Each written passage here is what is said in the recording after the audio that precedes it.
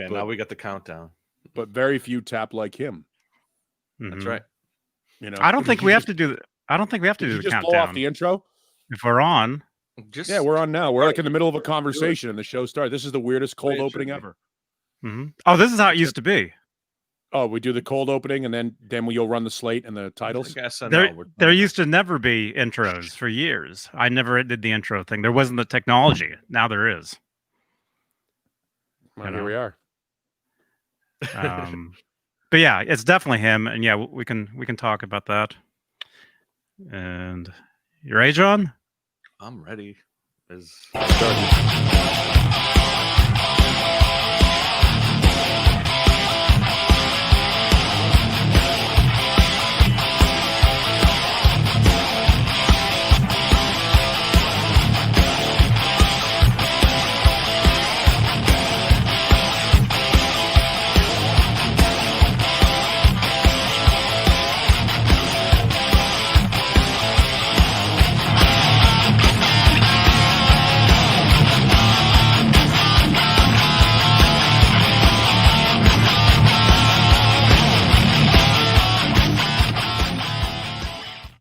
But yeah, like what I was saying though, it's definitely him. Yeah, no, there's no doubt. So, should we let anybody in on what we're talking about? Just let it hang there. We just keep peeking. We can do this every week. We can like talk about a random musical passage in the chat. What are we talking about? What it is. Yeah, can you guys? And let everybody else try and figure it out. Like the mystery guest. Secret word. Well, I'm also the reason I posted that, where I posted that, you guys may have seen. I tagged you guys in it, is because I'm trying to get the momentum in there, you know, with the algorithm and just posting, you know, because when you have 21,000 people in there, it's even as an admin, it's I don't know. Even my posts don't get seen, you know, constantly changing and moving. Yeah, it's tough. The algorithms are always weird. Welcome to Straturday Night Live. Yeah. Everyone. John BL's Straturday Night. How's everyone doing tonight? Happy weekend. Happy Saturday. Straturday. Straturday. I was getting there.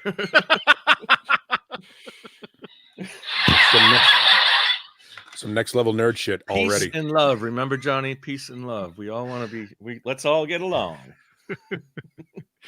Oh, definitely. And Jay Hannon in the chat, but not in the show. What the hell, Jay? Yeah, right. Jay, Special come here tonight. Special exclusive tonight. We will have Jay Hannon. Yeah, our special guest tonight. From Gizmachi, guitarist Jay Hannon will join us. That's what we do. Is this the same guys every week? But every week, one of them is the guest. That's a good way to do it. Well, as I've said, I was telling you guys before, my ex-girlfriend will say, hey, are you doing that show tonight? And I tell her, I never count on doing the show. If I get the invite, I'm doing the show. She's like, you get the invite every week. I'm like, well, then I guess I'm doing the show. I don't know if I'm the guest. 1 week or not. we'll neglect to give you the invite. Or well, then I'll cry and sulk and feel like I was left out.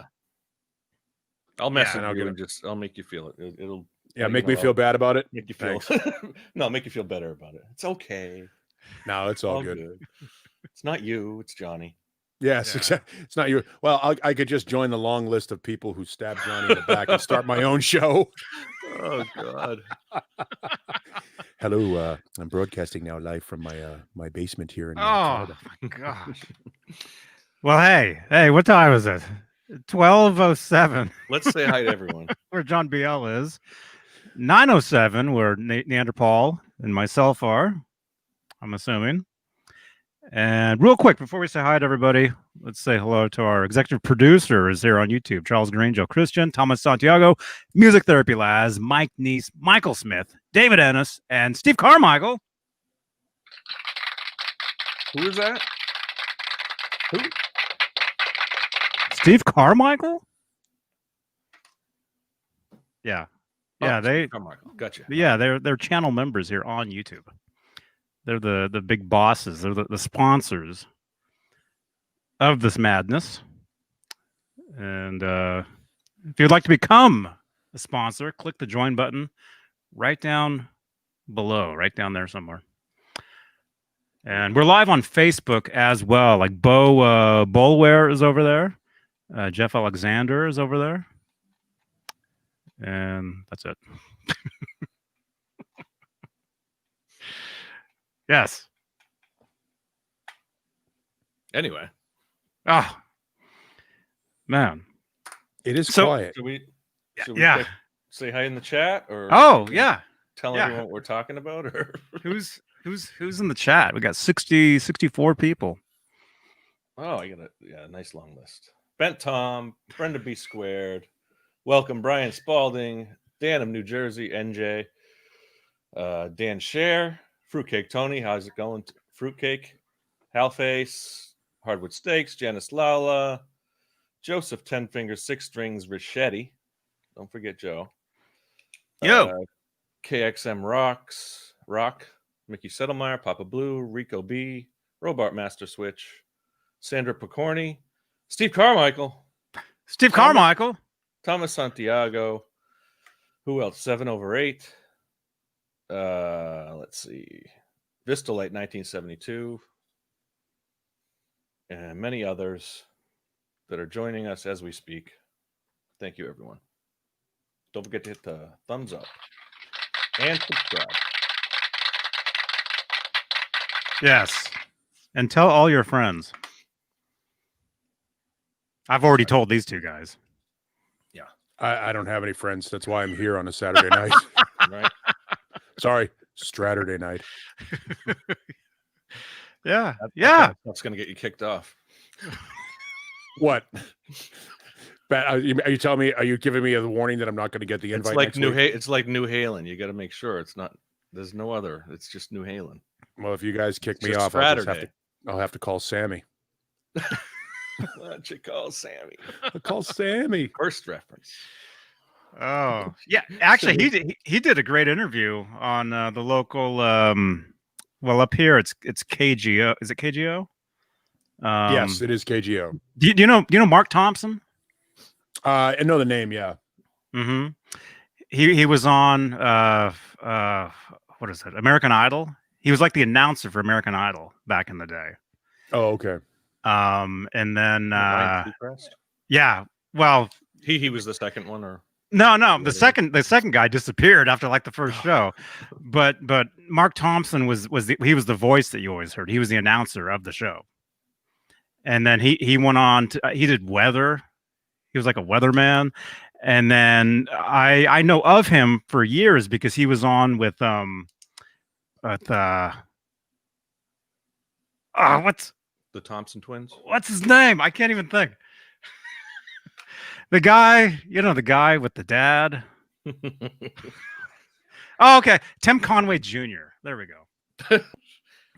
Tim Conway, The guy right? with the dad. Yeah, the guy with the famous dad, and they both have the same name. Anyway, the Tim Conway Jr. show on KFI. Mark Thompson was on with him for a lot of years.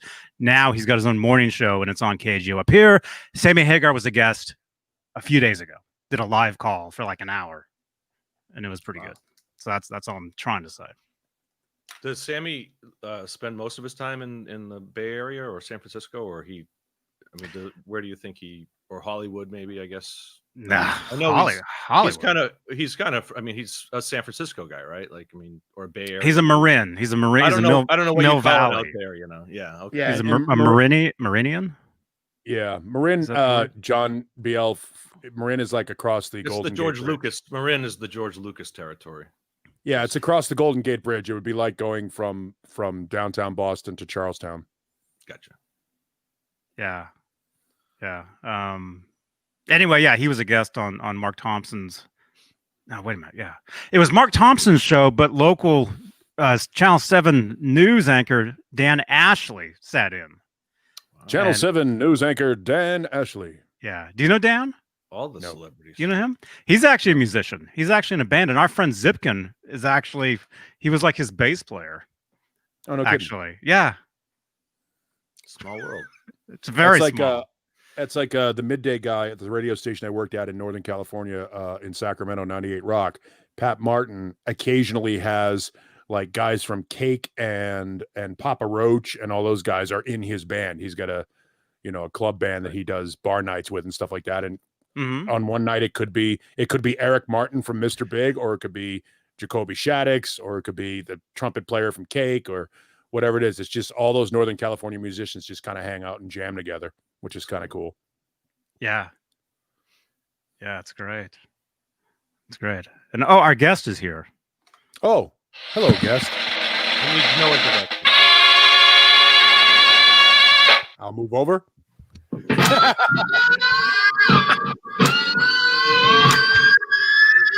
Someone got a Satriani model. Oh, I thought it was headless for a minute. I was like, wait a minute. Nice color, Jay. Yeah, look at that. Wow, man. Yeah. Not yellow. I like it. I like it. That's all Joe Satriani eat. Awesome. I will assume it's a JS series. Yes, sir. Can tell because it's rounded off. It's rounded off like the Sabres, the old Sabres were. Yeah, there you go. It's kind of like the old the Radius, right? A little bit like the Radius and the Sabres. The Sabres were rounded off too, but not quite as smooth as that. He played the Radius when he went to Ibanez, and then when he got his own model, he basically, I guess, made some slight modifications to it or whatever. Now, my guess is it's brighter than it's showing up on camera. I thought it would be, but it's like the exact same color as a 73 Camaro, I guess. That's right. So Chevy orange. I guess so, because I was expecting it. When you watch the videos with him, showing it off and playing it, it looks a little more vivid, like a hot orange. Like that right there. Ugh. Well, not on this end. That looks super super pale. Oh, it does. Yeah. Yeah. That's like what we were doing the other night. Yeah, that's what it is. Actually, was it Cobra Kai? He made a thing of that. Yeah. Already? Yeah, literally like right afterwards. Did you unbox this last night? Well, I unboxed it twice. I'll put it that way. Actually, yeah. Well, no, I said I unboxed it earlier in the day yesterday. I wanted to make sure, with my luck with opening guitars on the air live, I've had probably about 80% of them have gone back because they've been. Oh. So I wanted to make sure, I wanted to make sure that I don't want to go on the air again and then have to sit there for the rest of the show with a puss on my face. It's not fun. No, it's not. I've done it on a few occasions. I've done it a few times. It's not fun. Well, I love being surprised. I'll always do my unboxings live, no matter what. Well, so speaking of surprised, did you go to the post office today? I did, and there was a yellow slip in my box, and they're closed on weekends. So I won't be. The post office is closed on weekends. They're open around here on Saturdays. Well, mine is. The one that I go to is closed on weekends. Man, so is Monday a holiday? I don't think so. No, last Monday was. Okay, yeah. So Monday morning I'll get it. That's gonna suck, because that stuff's not gonna be fresh anymore. You son of a bitch. I'm sorry. I know. I mean, it's not your fault. I don't know what it is, but yeah, it's cool. I'll still like it. And I made sure that it got to you Friday. I was like, it has to get there Friday. Okay, it'll get there Friday. And here we are. Yeah. Well, it did get there Friday. It got there like after I was already there. Yeah. Oh well. Yeah. I'm just surprised they left a slip in the box, because their lockers there are pretty big. Oh, really? Is that what she said? Yeah. Giggity. Hey guys. So you see this, right? Mm-hmm. While you were going live, I was ordering this. Ooh. Why isn't it? Come on. It's got all Paul's CDs in the background. Here, do you want me to help you with that? Hang on. There we go. Oh no, kind of. Nope. It's going to focus on everything I else. can still see him. You have a different. You must have him on a different screen. It's like a bandana. Yeah. Well, no. I have the video paused up above. Yeah. So it's a paused Paul. belt. See, look, Is that Paul's a still belt? there. Yeah. Is it a Yeah, belt? if you shut that monitor off for a second, you won't have that issue. Look, there's Johnny up top. Oh, look. Oh, and there's John BL. Yep. It's a nice looking tie. All Wow. right, screw it. I'm putting my camera back on. Hold on. Let me minimize this then. Let me see if it works now. See, that worked fine.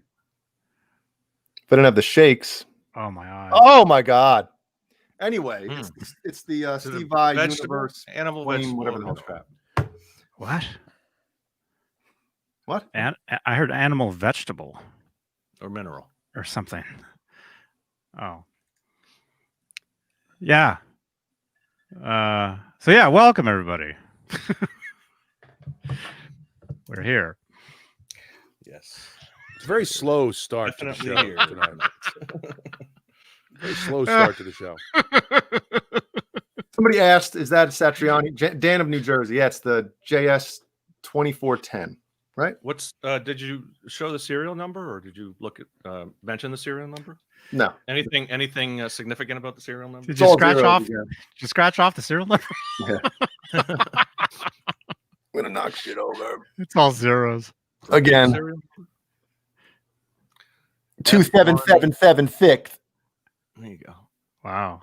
Is that 777s? That's a good number. That's a Yeah, lucky it is, number. man. It's a lucky number. The triple I don't get sevens it is though. all, The, is all the by. back plate.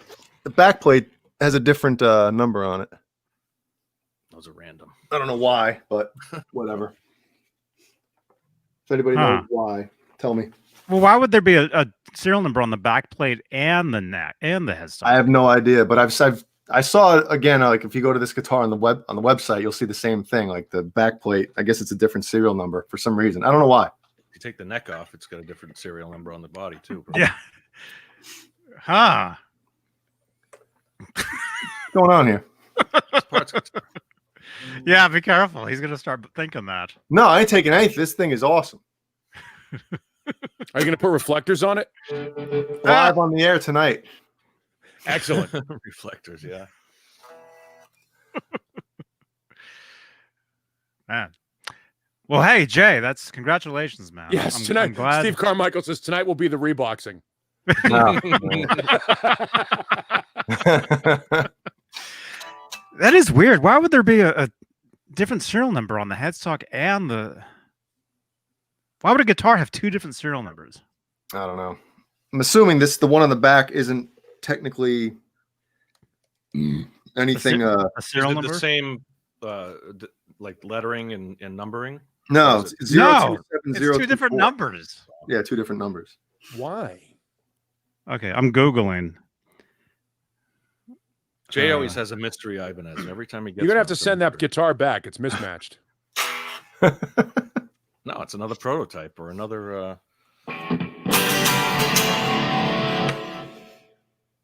And there goes the show. It's two chords. When did the Joe Satriani? Yeah, but they're two. model Look, come if I could identify them, the algorithm can identify them. Yeah. No, I don't think 2 chords will get you. 3 chords, maybe. Maybe. What, John? When did the JS model first? When did they first come up with the JS model? Oh, It was before or after the Gem? Oh, was that It the was Gem was like the it was first? after the gem. That's what I Yeah, thought. that's because Vi got Satch to come over to Ibanez. He said, "Hey, they're building a Vi- guitar for me. Why don't you check?" Via is responsible for Satriani's profile getting raised significantly. I mean, think about, when he was in Roth's band and during the Eat 'em and Smile time, he was talking about how he had taken lessons from this guy Joe Satriani, and that's when Surfing with the Alien came out. Not of This Earth never did anything. Nobody even knew what it was. Yep. And then Surfing with the Alien came out in '87 after Vi had already been sort of stroking Satriani in the press, as well as Kirk Hammett. Both those guys. Once all of a sudden Satriani's name became a name drop, and suddenly there was expectations for the album when it came out. And what's crazy about the Hammett reference, Paul, is that he became a worse guitar player after he got lessons from Satriani. It's crazy. Well, that's because sometimes when you don't know what you're doing wrong, you're doing something right. It goes back to what we were talking about on the Tuesday night show with Ace Frehley. Ace Frehley is one of the worst guitar players on the face of the earth, but he makes it work for him. And if he knew what he was doing, he probably wouldn't be as cool. It wouldn't be as unique. Well, do you think part of the reason with Hammett is that a lot of the licks he was playing in a lot of his solos were, I mean, you look back at them now and they're like typical flashy metal licks. You know what I mean? They're not extremely complicated, even though they sound like they are. Talking about early Metallica? Yeah, earlier Metallica. And maybe he wanted to kind of do different stuff, but it really didn't blend with what he was as a guitar player. Then there's also the argument to be made that a lot of that early stuff was allegedly already written by Mustaine, and Hammett was told, because remember, it's really weird. This is the weird dynamic in Metallica. Hammett's job was really only to play solos for a long time. Like, he didn't write anything. None of the riffs were his, none of that stuff. So he may have been instructed to play like this. This is the way the band sounds. This is what I want from you. I want you to play like this, and don't go outside that box. Because when you think about it, Metallica didn't get really sort of proggy and outside of their normal sort of thrash until Justice. So maybe Hammett was told, keep it simple, stupid in this box that would sound like Mustaine and what got us our deal. Because remember, their first two records were Megaforce records, and then all of a sudden Elektra picked them up on the third record, or reissued the second record and then picked them up for Master of Puppets. And at that point, it was Cliff and James writing everything. Right. So he was third in a 4-horse race. Yeah, any writer, like when you look back in the old liner notes and stuff, it'll say under this, like I know in Master of Puppets specifically, because I remember that's the first actual cassette. Even though I dubbed the copy of Justice, I went out literally within like the next couple of days and bought Master of Puppets. And I remember looking through the cassette, and I'm like, I see 2 names under this song. Wait a second, I see 3 names under this one. Like, at the time, dude, I was so dumb. I was thinking, are those the only guys playing on this song? I had no idea about, like, I just thought everybody wrote music and it was no big deal. But like, obviously Hetfield's on everything. I think Ulrich is on everything just because he's Lars and he has to be. Who was it? McGovney? Or was that Ron McGovney? Didn't he get a credit on 1 or 2 of those songs? He gets, he's on the original No Life to Leather. Hit the Lights. And the one that's on the Metal Massacre has Ron McGovney and Lloyd Grant on it. But I think McGovney gets credit for the performances on that record on Kill 'Em All. He's not on anything on. Does he get writing credits on? Oh, so he gets credits for. I don't know if he gets if they were splitting all the credits. I am a big fan of the way Van Halen used to do it, where everybody got equal credit on the song, whether you wrote it or not, because that eliminates a money problem later on down the line. You know what I mean? It just means we're all in this together. It's a partnership. 25% for everybody, no matter who writes it. I mean, nobody expects the bass player to write the guitar song. You know what I mean? But it's funny you say that. Yeah, that's usually the way it is. You know what I mean? Look, that's the way it should be. It should be all 4 members. Here's the first Gizmochi record. Now, our singer at the time, he didn't write any music. He wrote the lyrics, for his stuff. But that makes the song. It's part of the song. But look, what we did. I can't see it. I know we're getting there though. Well, that's how it's printed. What are you talking about? Yeah, well, either that or I just got old. There it is. Yeah, there you go. All songs written by Gizmochi. It's the best way to go with it. Yeah, it is because it really it eliminates issues down the line. Right. If the business is a business and you're all equal partners in the business, then you should split everything equally. But then inevitably someone comes along, a manager. Yeah, I mean that's the issue is. Wait a minute, why is Mike buying new houses and stuff? I'm writing all the music. Yep, that's what happens. You go out there, if you're going through it all together, you're all recording together, you're all in the studio together, you all slogged it out in the clubs together, you're all on the same bus, you're all doing that. I mean, if it takes all four of you to make the band work on stage and make the band work in the studio, then you're all equal partners. Now it's weird because everybody says, well, it's a team mentality, and you look at sports and the quarterback is paid significantly more than the offensive tackle usually. But a band it's just easier to do it. Just split it four ways. That way everybody's happy. It eliminates an argument way later on down the line. Yeah, I agree with that. I mean, yeah, it does get tricky because I'd feel weird if like I don't know if I feel weird, but when you're one of the main contributors of a band, and if you know that somebody else doesn't write any music for it, I could see where that could get tricky, especially when egos get involved. Yeah. Well, and I think that's the thing is I've never been in a band where, and I, make no mistake about it, I wrote with my ears and eyes, not with my hands. I arranged most of the music in our band, but you notice I say our band. It was us. It was a team. I arranged it, but I couldn't play it. I wasn't the guy that could play it. Without that bass player playing that bass part, it doesn't work. Yeah. If you're on stage, if you're Gary Hoey with the band in the box, then I understand taking 100% credit. But Van Halen isn't Van Halen if Michael Anthony's not over there thumping on that bass in 1981 on that Fair Warning tour. Right. It's the whole package. If you're not going to be part of the band, then you have the offstage keyboard player Brett Tuggle, who doesn't get an equal share of the pie. Yeah. But to me, if you're part of the machine, then you should get your share. And your job is to be the bass player, lay down the bass lines of the song. I always believe that a bass player should write his own bass lines. I don't understand how one guy like a guitar player can say, here's a song I've written, and this is what the bass line should be. Well, I think you can have a collaborative thing and let the bass player do what the bass player does. That's where it gets tricky, though, because writing a bass line to an already structured chord progression and song technically isn't writing music. That's where it gets tricky because it's the same as like a guitar solo in a song. You technically didn't write the song. You know what I mean? So, not everybody writes. And I was in a band years ago where I wrote all the music, and then the bass player came up with their own parts.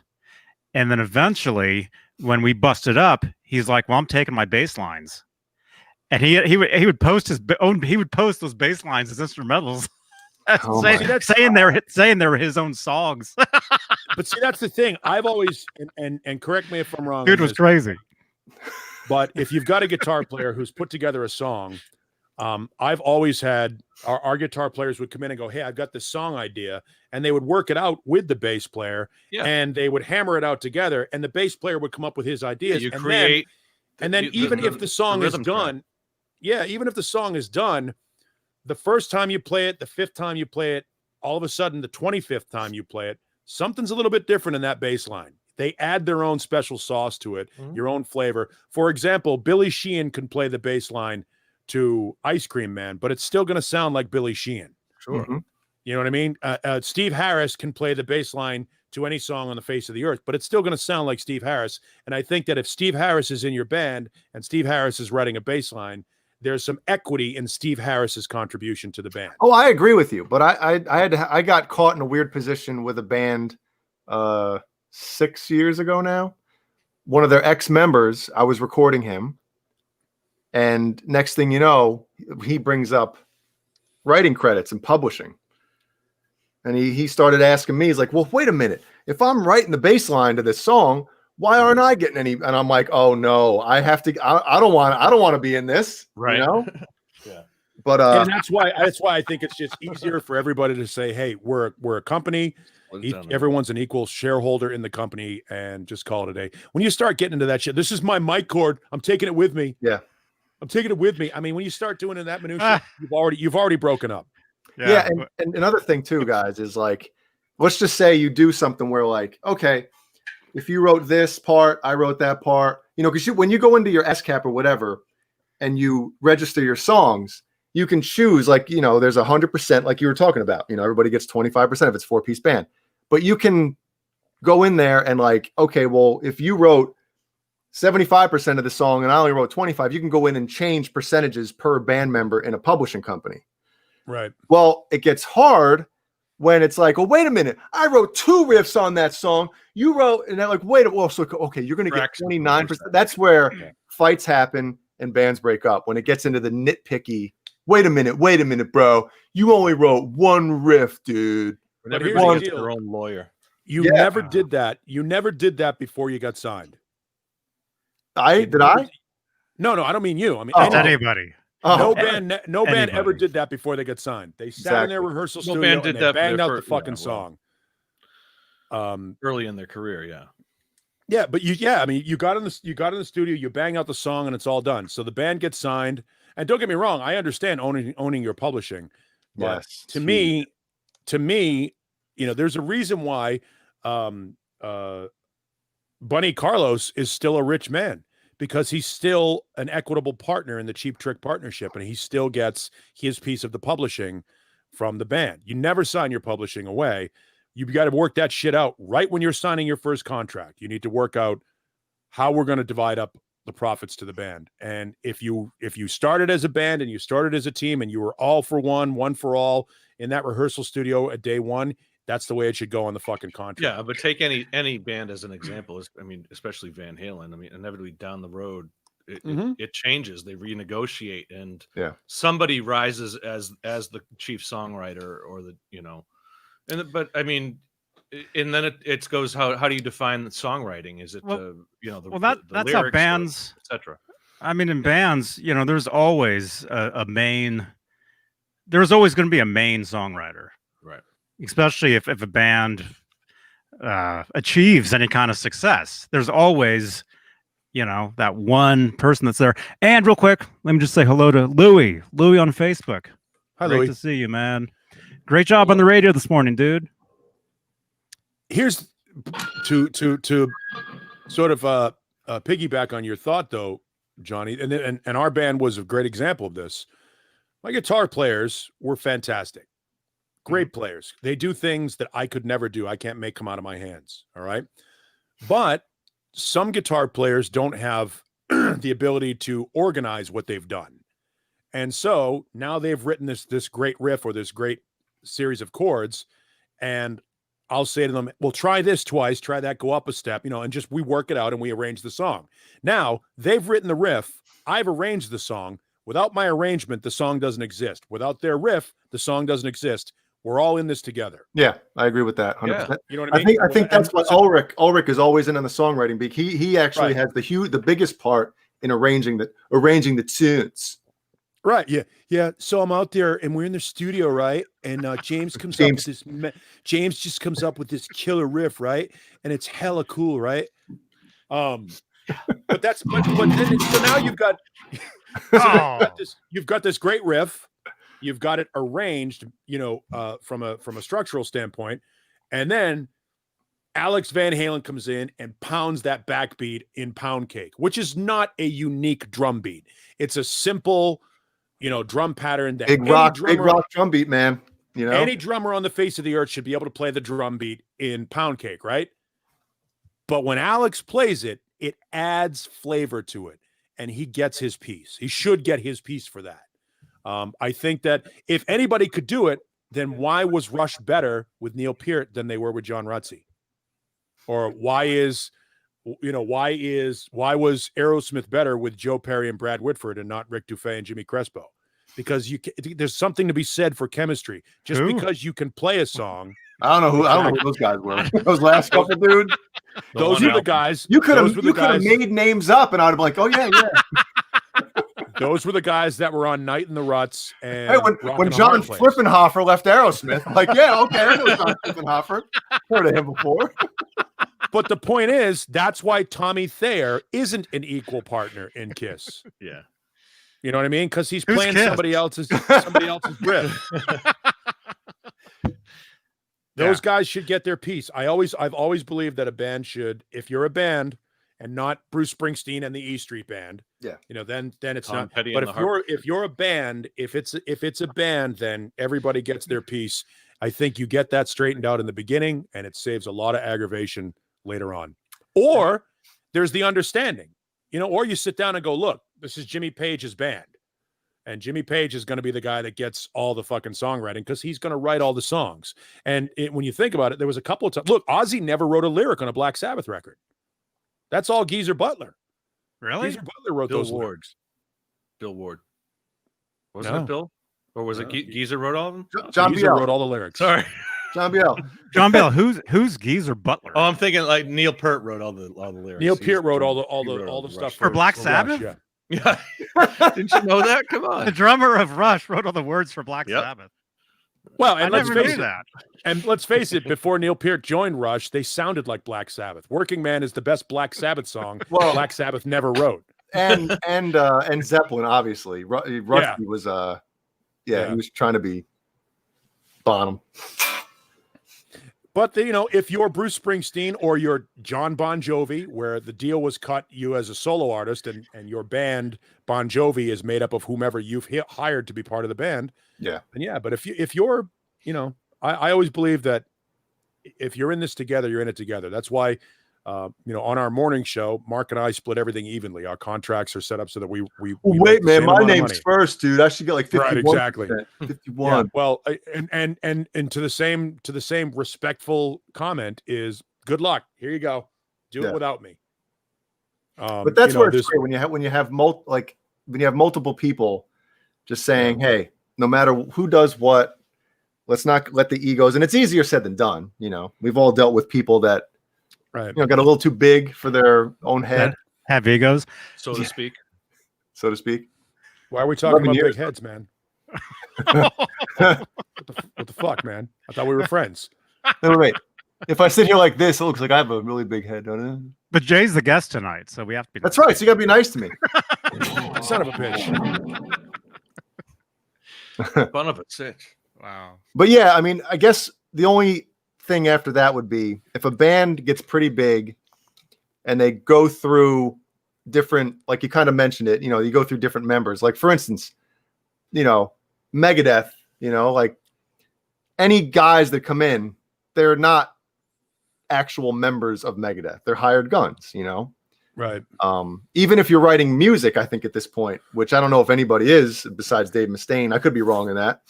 Well, no, I think that's because Megadeth is an established band. If the corporation already exists, so now you're an employee of the corporation. Yes. But if Megadeth breaks up, like with the MD45 project that he did with Lee Ving, that was its own thing.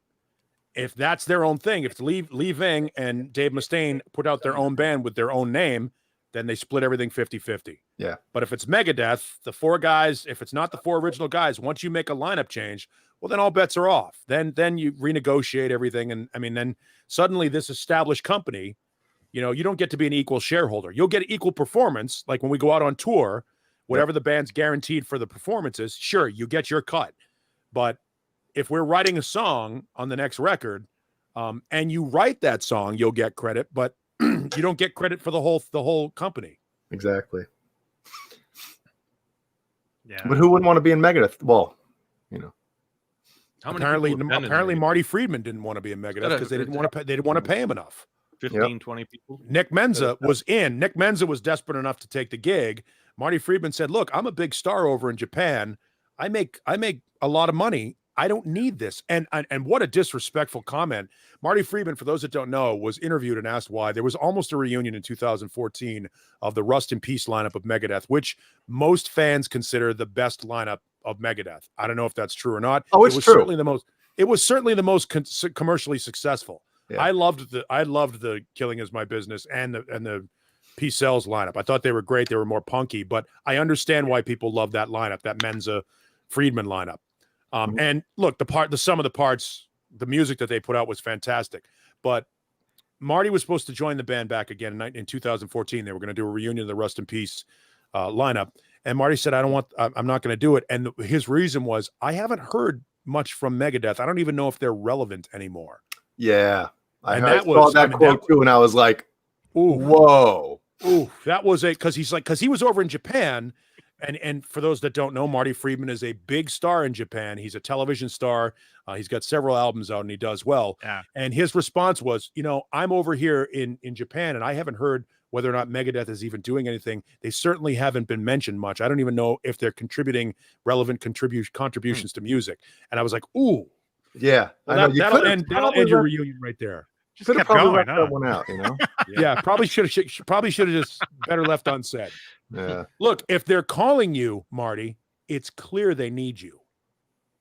Well, and he mentioned again, he's like, it's the Dave show. You know, it's Mustaine's band, it's his gig, and Yep. you know, are you gonna leave what you're doing that you're having a lot of success with, to go back to something for that is going to be temporary? You know. Yeah. Yeah, I mean, you already know it's not going to work out. I mean, look at Yes. The band Yes has had more reformations and more reunions with the quote unquote classic lineup. And the reality is, on Deep Purple, same thing. The classic lineup gets back together. They do 2-3 years together, and they realize, shit, I still hate you. Yeah. And they break up. And at that point, it's things like that that keep bands like Deep Purple out of the Rock and Roll Hall of Fame longer than they need to be, or Yes, out of the Rock and Roll Hall of Fame longer than they need to be, because lineup instability will eventually kill your band. Yes, I agree with that. Is that what keeps setting that back? Every time they change members? A lot of times, because technically it's not the same band, and so they have to start over. Like how many years? How many years do you have to be a band to get into that? Oh no, it's 25 years after your first album is released. Right. Is when you become eligible for the Rock and Roll Hall of Fame. Not that that's any by the way, any legitimate badge of honor. Right. The Rock and Roll Hall of Fame is fucking bullshit. But it can hurt your band getting into the Rock and Roll Hall of Fame. It can hurt you if your band can't stay together and your lineup can't stay together. You know, it's bands that have been around for a long time that you'd think, okay, well, they should be in the Rock and Roll Hall of Fame. Well, which version of the band? Yeah. Right. You know, should Rat be in the Rock and Roll Hall of Fame? No. But even if they did get in the Rock and Roll Hall of Fame, which version of Rat? There's been like 4 or 5 different versions. I think Van Halen was one of the exceptions where they had 2 lead singers. I mean, I think Yes had the 2 lead singers. AC/DC. Well, 3. If you think about, you know, Gary Cherone. Gary's the only member of Van Halen that has to buy a ticket to get into the Rock and Roll Hall of Fame. Oh, that's so he funny, wasn't man. inducted yet. Was Wolf? Wolf must have been. No. Nope. Because he was in the band at the time, but I guess it was they hadn't had an album with Wolf on it at that time. No. Was it 07 or 08? Credit where credit is due, though. The guys in Metallica were cool enough to induct, Cliff and McGovney and Newsted. I thought that was a class move. And the same thing, and Mustaine, and the same they did the same thing with Deep Purple did the same thing and inducted some people that were not really part of the classic lineup. That's how David Coverdale is in the Rock and Roll Hall of Fame. And then you got friggin' Pearl Jam, who their best drummer ever of all time, their best drummer, not the best drummer that they've ever had, but their best drummer. Matt Cameron? No, dude, Matt Cameron is an amazing drummer. Yeah. I think he sucks in Pearl Jam. Like I listened to the he doesn't tour with them, right? I don't think he tours with them, right? Yeah, he's in the band. He's been in the band for years now. God. Well, he was on 10, but I thought he was the one that wasn't. No. Dave Ambrosese. What is his name? Dave Ambrosese. Dave Abruzzese. Abruzzese. I think, in my opinion, he is their best drummer. Like when you listen to his stuff, it just fit the music that they were playing back then. You know, those first 2 records. I think he's only at half a 10 though, isn't he? Yeah. But he just had a certain flair to him that spiced it up. And that goes back to what we were saying a couple of minutes ago. Yeah, the chemistry. There's that chemistry. You can't create it. Yeah, and Cameron, I think, it doesn't. Cameron, if I were to like start a band, maybe I would take him because I think he's overall a better drummer. But take him in the studio, but maybe not. Yeah, but in that band, it just doesn't cut it, man. It's very sterile, and stale, and just I don't like it. On paper, Gary Cherone should have worked in Van Halen. Well, we've had that. I knew it wasn't going to. No, on paper, you're absolutely right. Yeah, I mean, because he's a stellar vocalist. Even live, it should have worked because that tour was, some of the. It just didn't work. It just live the deep tracks and all. Live, it did work. Yeah, live it was better than on the album. Live, it did work, but yes, it was. Yeah, sure. I think stellar vocalist. He's a better than average frontman. It should have worked on paper. Same thing with Ian Gillan in Black Sabbath. It should have worked. It just didn't. Well, is there an example of a band that had the third singer actually was successful? Third singer? Oh my God! There's an argument to me. Peter Gabriel, and I think and Phil wasn't David Collins Coverdale and the third singer in Collins. Brian a May. variety of people. David Coverdale was Number the of third singer. people. Deep Can't Purple. say any of those names on the show now without Instantly triggering multiple the- people. Yeah, I mean, David Coverdale was the third singer, well, fourth singer for Deep But Purple. he only lasted one album, I think. Burn. He was a co-lead singer because he and Glenn Hughes were in at the same time. So they had Rod Evans, who sang Hush. He's the guy that sang Hush. And then Ian Gillan. And then you had Coverdale and Glenn Hughes. And then Gillan comes back. And then Joe Lynn Turner is in. And then Gillan comes back. And this goes back to why 80s Perfect Strangers. this is why Yeah. Deep Purple got overlooked for a long time. Yeah. I mean, people talk about how great Deep Purple is because of Blackmore. Steve Morse has been in the band longer than Blackmore. He's on more albums than Blackmore, but Blackmore's the guy. Yeah, Classics. I mean, Smoke on the Water. That's all you need. He's the guy. that's all I know. By the way, Hush is probably my favorite Deep Purple song. yeah, Arnel Pineda is good. KXM Rock, he's good in Journey, but Journey is not an arena band anymore. Journey is a state fair band. They're a theater band. They can't fill a 15,000 seat arena anymore. But he does well. But he's doing Over where was Arnell from? Philippines. Over there, they could fill probably a stadium. He's a massive star in the Philippines. Yeah, They could sell out the whole state or the whole country over there. the whole city of the Philippines. No, there aren't many examples of a third lead singer. Anthrax. Well, yes. Did they have three? Yes. Because Who had a third lead singer in the chat? Anthrax had a us. third lead singer. Who had a third lead singer that's popular? But Anthrax really didn't. I mean, that first album, Fistful of Metal, it is a great. Yeah, album. but it was still under the radar. It's like I mean, not that I was, what was that, 83 that came out? Mm-hmm. 82, 83, right? They probably didn't release it like mainstream until after they first had. Nobody heard of those guys. Belladonna was in that band before. Was the 85 album was the what was the? Yeah, Belladonna was. I mean, Spreading the Disease. Yeah, Armed and Dangerous was the record that the song that most people heard first. I forget how it goes. Something like that. Yeah, you probably shouldn't play it anyway because Johnny will cry. That was closer to what the hell was that? Yeah, it was closer to like some Metallica riff as opposed to. As long as you speed it up, play it faster. Maiden did not do well with Blaze Bayley. I don't know with Pantera. Yeah, Mad Dog brings up Maiden. Not as good with Blaze Bayley. In fact, that's why Bruce is back because they were tailing off. Oh, dude. Queen's a revival act. And Queen doesn't count. They haven't had an album with. Yeah, Queen doesn't count at all. You got to go by albums. Really. Let's go back to Maiden for a second, because they do play a couple of those Blaze Bayley tunes with Dickinson, which I think is kind of cool. Most guys, when they leave a band and come back, they don't want to do that stuff that they weren't there for. So I give Bruce Dickinson a lot of credit for doing. I think maybe 2 songs or something they do from the whatever. Bruce Dickinson, because he is a brand unto himself, it is known as one of the greatest singers in metal history, can sing anything. So it's not like he's taken a step back. In fact, he's making the song better by his participation. You're 100% right, dude, because I remember, I listened to some stuff and I'm like, what the hell song is that? I've never heard that before, And then I went and found what song it was. And I went and pulled it up, and obviously it's the Blaze Bayley stuff. Dude, I couldn't listen to it.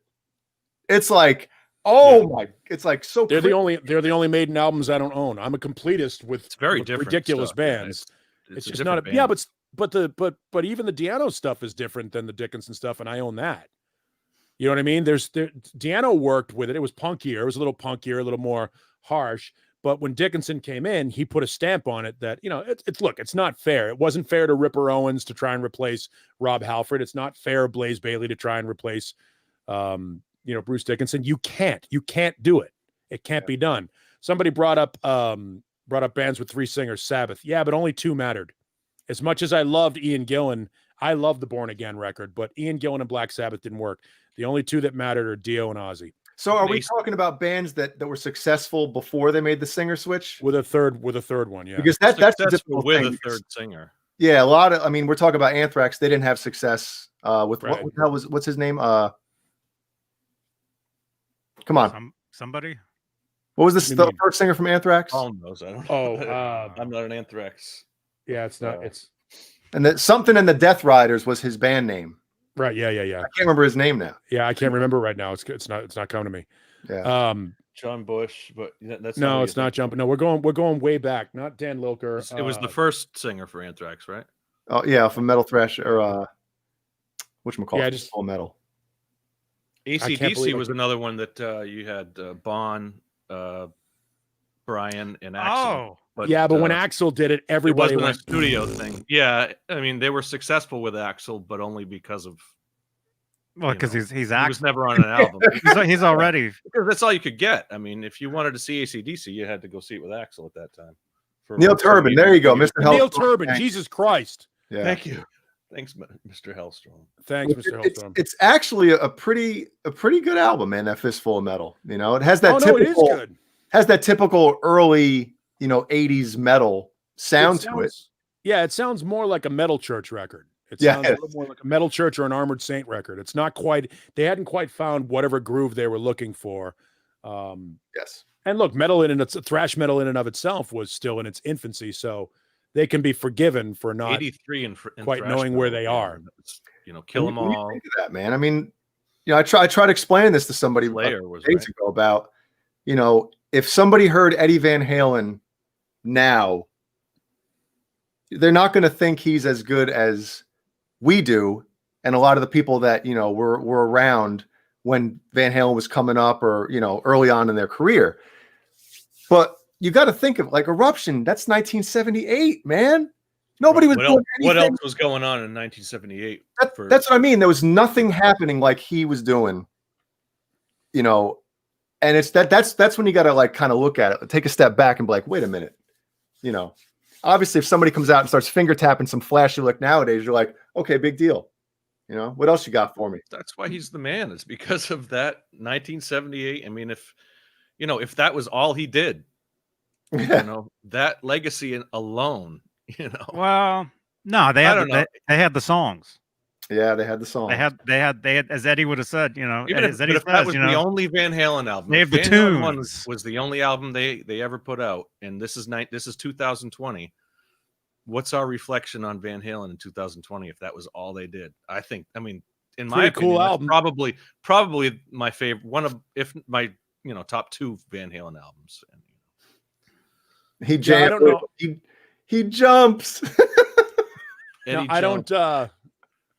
I don't know that we're looking at that Van Halen album as being as special as it is if he doesn't come out with more albums afterwards. I think we look at it as a flash in the pan It record. might be a fluke, yeah. The Yeah, solo, I think you're right, because it's the fact that they were able to continue putting out ass kicker after ass kicker after ass kicker, and once MTV obviously hit, and exploded with the image of them and Dave and everything in their videos, that really just He might have been viewed as a guy like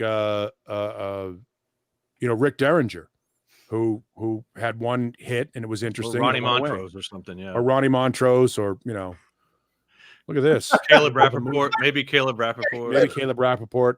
wait a minute, nobody okayed this with me. Somebody has to change their shirt. I have an excuse while I'm Well, wearing. do we all have Nerd Halen shirts? We could all put our Nerd Oh, Halen- we do, huh? Paul doesn't have one. I had a then plain we can't black do it. shirt on. I had a plain black shirt on earlier, but Killian threw up all over the shoulders of it, so I had to change it. Thank you, Honestly, I Killian. bought this today. I bought this at Walmart today. I do love the fact that Caleb Rappaport defies the one rule, which is he's the guy in the band wearing the T-shirt of the band he's in. I believe it was Jeremy Piven who said in the immortal movie PCU, "Don't be that guy, man. Yeah. Don't be that guy." I say Wait, you're screw that, man. wearing the band. You're wearing the T-shirt of the band you're going to see tonight. Don't be that guy, dude. As far as I'm concerned, if you're in the band, you've earned the right to wear your shirt. That's how I look at that shit. You know, yeah, this shirt is the first thing that ever happened before there was a band. This shirt. There's no band. there's no shirt without the band. There's no band without the shirt. There That's was what a it shirt before there was a band. That should be on the back of it. There's no band without the shirt. Yeah. Merchandising. What you call Sammy? Who were better? you were here less than 2 minutes, and it happened. I have to say it. That's right, Ben Tom, John Favreau. Yeah. Yeah, Brett Favre. I think that was his first movie, John Favreau. John Favreau. Yeah, He was the the stoner kid with the weird dreads on his Right. head. basically who was the guy from Revenge of the Nerds. Nerd. I think Favreau was in. He might have been in Rudy before that. Good point. Rudy. Nice. Hey, Dwight Bailey. Welcome. Yeah. So, hey, Caleb. Good to see you, man. Yeah. Saturday. It's like it was yesterday that it was last Saturday, but it was really It's 7 Yeah. years. the week just flies right by. Going crazy. I know. September. I'm back to work. This is like reality is set in this week for me. Oh yeah. Yep. What's reality? Tell us reality. Seriously, no, I've had 6 months of, kind of quarantine / remote learning and that kind of stuff. Now I'm back to work. So That sucks. back Huh? to a 40-hour week. It sucks. Yeah. Oh, where's the puke button? Yeah. I know, man. So you mean like in person or like on Zoom? In person. Well, last week it was one day in person. The rest of the week was online, but next week will be all week in person. Oh, so they went from one day to all week now. Yeah. Well, the kids aren't there yet. It's just the staff. So it's the That's kids aren't. unacceptable. That's the point. But you're wearing a mask all day long? Yeah, pretty much. Exactly. What note is that? That's a chat. What note do you think that is? A flatulent. No, that's this one.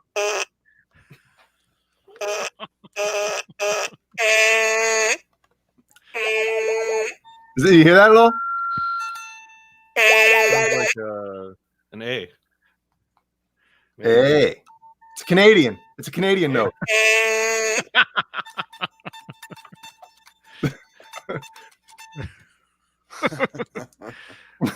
Wow. I'll be right back. Yeah, What did I interrupt?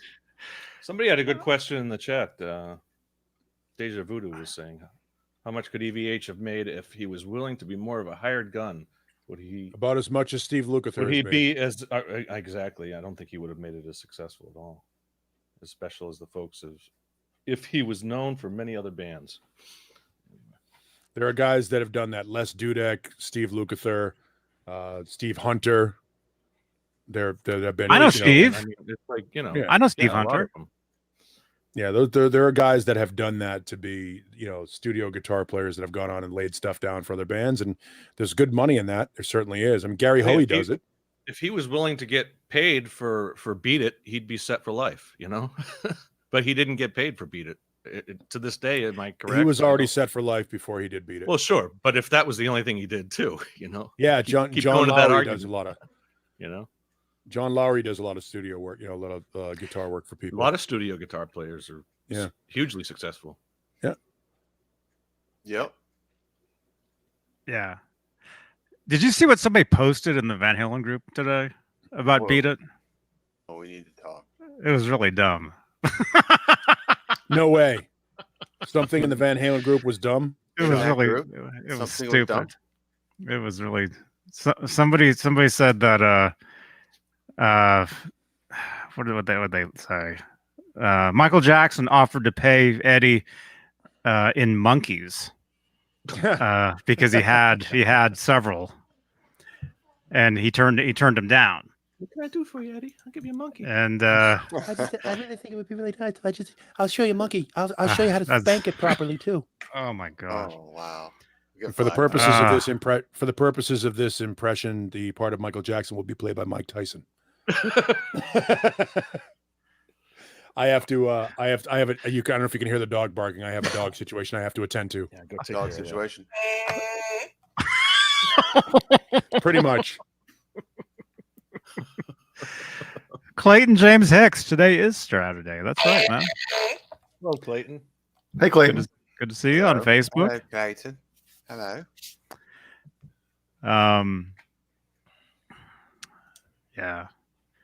Yeah, people are going nuts in that group. And, yeah, it's crazy. Let's go live in it. We gonna troll it again. We're gonna troll it again. Ah. That was fun. Maybe in the last hour we can Let's do go that. live in it, and we'll take some questions. Just We're live. We're live in it right now, aren't we? Well, I mean, technically the video is live within it, but we're not actually live within it. Oh, You know? Like the video isn't actually. How do you explain it? I know what you're saying. So that doesn't Yeah. matter what everybody else thinks right now. I know what you're saying. So that's all.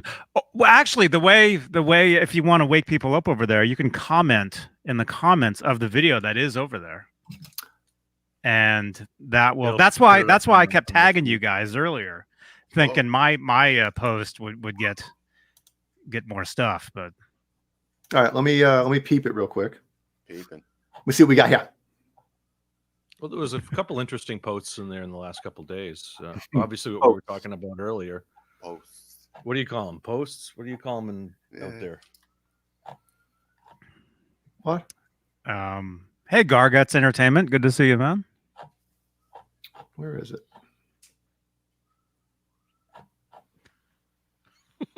Kevin Dugan had something interesting to say. He chimed in. Oh, that's right. That's right. You saw that, right? Yeah, that was cool as hell, man. Dude, that And it's totally. an answer to a question we've had for. We'll keep teasing the audience, the chat that we've been talking about for we years. finally have an answer to some really stupid nerdy thing that we've thought for a lot of years. And Caleb, you saw it, right? Or can't hear? can't hear you yet. Where the hell is it? I can't. What happened? Did you see the post about that Kevin Dugan mentioned on the? I can't even talk. On the Facebooks. No, what happened? What I miss?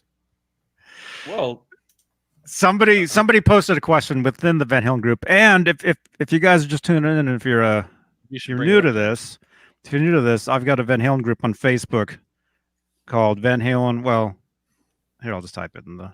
Good to see you, Fender Guru. Okay. New Zealand. All right. Fucking New Zealand, yo. All right. On YouTube, there's the link to it right there. I can't really. I don't have Nightbot going within Facebook, but search Van Halen 1978 to 1984 on Facebook, and that's the group that I was. Somebody gave it to me, and so I run it now. But we're just over 21,000 members, and people are posting just like the weirdest stuff in there. And anyway, somebody actually, it was a pretty good question. They were asking why was Eddie Van Halen and Michael Anthony on separate sides of the stage? opposite sides. Opposite. There you go. Why were they on the opposite side of the stage from normal on like one show? I saw that. Rice, I think it was. You And know, then I saw that Johnny tagged John BL. He tagged Yeah. all of us. Did John BL ever respond? I did. If you Did you? care to look at it. And in fact, somebody quite knowledgeable responded as well. Besides me. Well, pull it up, can you, Johnny? Pull it out. Whip it out. Pull it out. Excuse me while I whip this out. let's see if we can find it. I deleted a lot of stuff in there, so What hopefully are we that. looking for? So is it just Johnny and I that know what we're talking about? I guess so.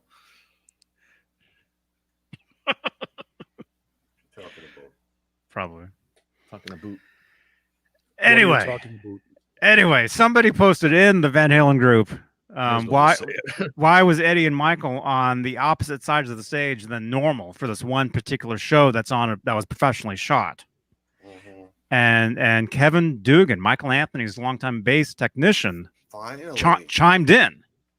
we He got the responded to it. answer. So He finally, we're responded. going to have the age-old answer. Yeah, It's stupid.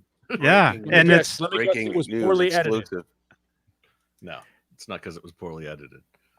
We have breaking news Straturday night. Eddie had diarrhea and he had to be closer to the bathroom on that. Well, what were some of the other, what we were saying? The cameras had to be on the other side of the stage, or we came up with all kinds of theories. There's all kinds of nerdy things that we've thought. And Answer it the does look fucking like question. that's that's the one show out of 40 plus years that they swapped sides. So answer the question, John. Yeah, well, the one that's on film anyway. Right. Yeah. No, Kevin chimed in and he said there was no conspiracy. He said Eddie just wanted to be on the opposite side of the stage that night. That was it. Just wanted to be different. Just That's wanted to probably do where the something hot different. chicks were. You know? I had an interview with a Hall of Fame band member who shall remain nameless, but if you know who has an ear deformity, a very famous musician who has an ear deformity in his right ear. I asked him if that's why he stands on the left side of the stage so that he doesn't have to deal with the guy that's on his right. And he did not take it well. He was like, you really have it in for person who shall not be named. Well, so wait, you were interviewing the other guy? Yeah, I was interviewing the other guy, and I said, now you outed yourself in your book about having a malformed people ear. chiming in on that. Yeah, a malformed ear.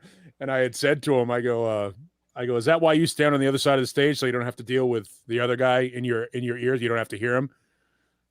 And, and he was cool about it, but Isn't he deaf in that one ear? yeah, it's malformed. It does well. They've now dug a canal, but the ear itself was like closed. You couldn't hear anything there. Because Canal. Yeah, right. when I about 10 years ago when I got severe tinnitus, Right. Which I'm used to it now, but yeah, this left side rings like you guys wouldn't believe, like non-stop. Yeah. That Pretty much whistling like sound. that. Yeah, that whistling sound. Yeah, and so I was on the internet looking up all different things about tinnitus and hearing loss and different stuff, and articles on him came up and talked about his ear, and he was born his ear was deformed, and I think he was saying he was deaf within that ear, like he couldn't hear at all. Yeah, he had an impediment for a while when he was a kid. Man, and look at that, and look where he is now. I mean, it's incredible. It's amazing. Yeah, well, they've now built him an ear, so to speak, and I think they've opened up that, and it's the ear canal. They dug him a they've canal. opened it up, and he's all right. I believe he said dug him a canal. Dug him a canal. Kevin dug him a canal. All right. Well, Eddie just wanted to be stage right that night. That's the exclusive. Wow. Sorry. That's some next level nerd shit right there.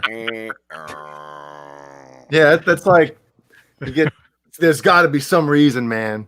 There's got to be. He just want to be on that side of the stage. You know, it's funny.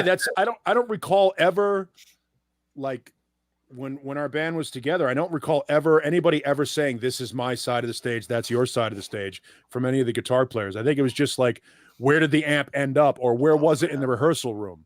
Yeah. Like wherever it was in the rehearsal room is the side that it ended up on when we were on stage. So that it just seemed like it was consistent. Yeah. Any band I was in. Yeah. You load in. People are very possessive about it. So you'd be surprised. People are very. Yeah. I had what side of the stage they're on? Oh yeah. Territorial about that for sure. Right. I had to be stage right. And if the only way I wasn't stage right is if there was a problem, because there was obviously the singer in the middle. I was stage right by myself, and then the other guitarist and bass player. So if there was a venue where there wasn't a lot of room on stage left for the bass rig and the other amp rig, we'd have to switch, and I'd be a little bitch about it. I Our just sound guy. Not you, Jay. when you first start playing live, you kind of go back and forth because you have no idea what's going on. And I think a lot of people, myself included, kind of get whether maybe they have a good show one night and they like, oh man, I liked it on that side of the stage better. You know, it's almost like a superstition thing. I think after a while, sure. I could be wrong. I don't know. In a lot of cases, it's usually based on stage left, but I guess you can't say usually. But the ones that I'm thinking of off the bat, like John Entwistle was always, Michael Anthony was always on stage. Well, stage right, I should say. Stage left. Our sound guy always had to keep all the background mics hot at any time because if my mic ever shit the bed, I would just go to whatever mic was closest. Or just randomly go up to one of the guitar players when he was singing backgrounds and just jump on the mic with him without using my mic, have my mic stand behind me or something stupid like that. So you're right, Caleb. Some people, our bass player certainly did not like me coming over to his mic. And I learned after about 3 songs of trying it where he would establish his shoulder. Mic, he would establish position. No, it just made him uncomfortable because I surprised him when I would show up. Oh, okay. So he saw me coming, it was cool. But if I like sometimes that the band would be playing and guitar player could go up to the mic and my head would come over his shoulder and I would add the vocal to it. Yeah, and it scared and I think that, I'm not sure. I do know for a fact that our bass player spent some time in prison, so I'm sure that had something. You spooked him. That a hand on his shoulder, a surprising hand on his shoulder. His natural reaction was to throw an elbow. Yeah. I wish I could tell you I was making that story up, but I'm not. Dude, Scotty, if you're watching this, I'm sorry, man. I timed you out. I just thought you meant like what side of the stage you like. Not like if I'm over on stage right, no one's allowed to walk over here. No, I never minded. Oh no. No, just which side you set up on. Yeah. Jay, you had a singer and he didn't play guitar. He was just a singer, right? In your band? Yeah. And the one thing I would get annoyed by, he was a big dude and he was I hate to use the word clumsy on stage sometimes. I get it. So there'd be there was a couple occasions where I actually had to finally like, dude, I'd be playing a solo and he'd come over and start going nuts next to me and bump me while I'm playing a solo. Next thing you know, I sound like crap because I mess up. I'm like, dude, see that's a difference while I'm playing a solo. That's the difference between Gizmochi and any band from the 80s, because any band from the 80s, if your guitar, I've done this, I did it on several occasions and I got paid back for it too. We're playing a club called the Rock Pile in Saugus, Massachusetts. My guitar player, Barry, is jamming out and he's fucking shredding. He's laying into a great solo. And I just put my hand over his shoulder and muted the fucking guitar just to goof with him. He's in the middle of his thing and he's trying to get out and I just kill it. So in the middle of this, in the middle of this, it was clearly a good joke. No, it's not. No, exactly. It's not. It's not a good joke.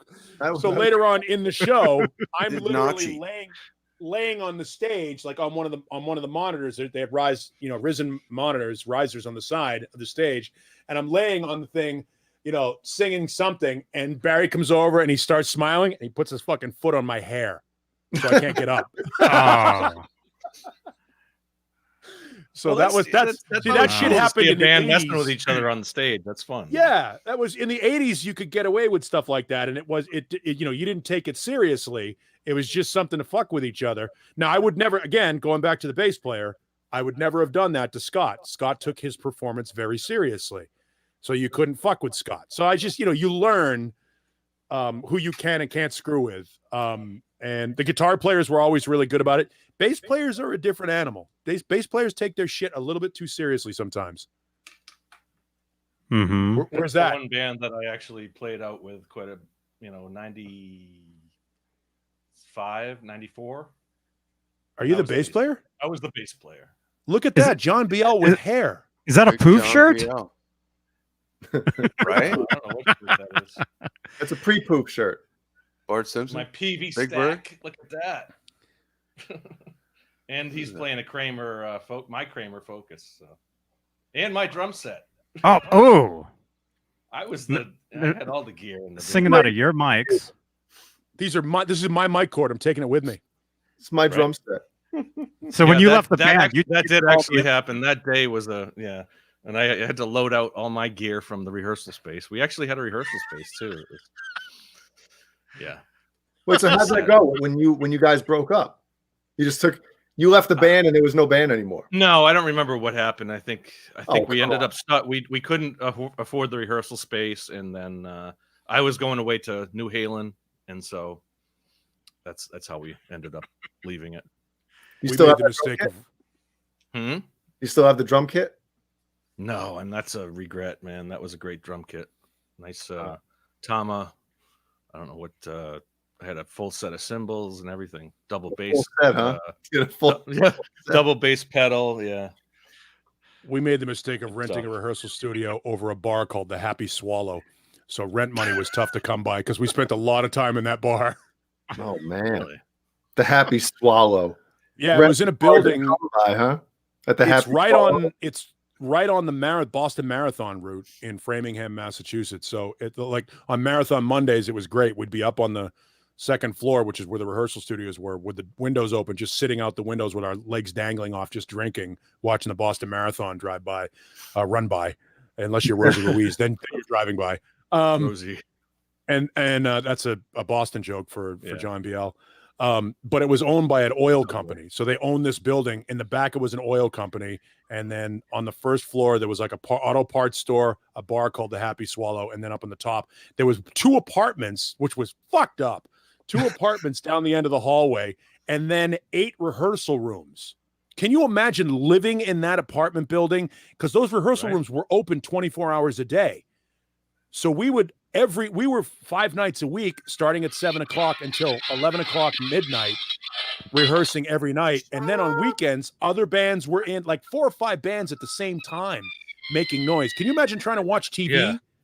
The guy that lived down the other end of the hallway had a shark in a tank, like one of those little sharks in a fish tank, because he would sell a lot of the guys in the rehearsal studio pot. You're absolutely right, Robot Master Switch. The apartment sold weed. You are not lying. That's a true story. Were you ever there? He must have been, dude. Yeah, and I will tell you that more than one member of the band received a blowjob while sitting underneath an oil truck outside in the parking lot. The 80s were awesome. They were fucking awesome. Wow. Nice. Wait. Where is it?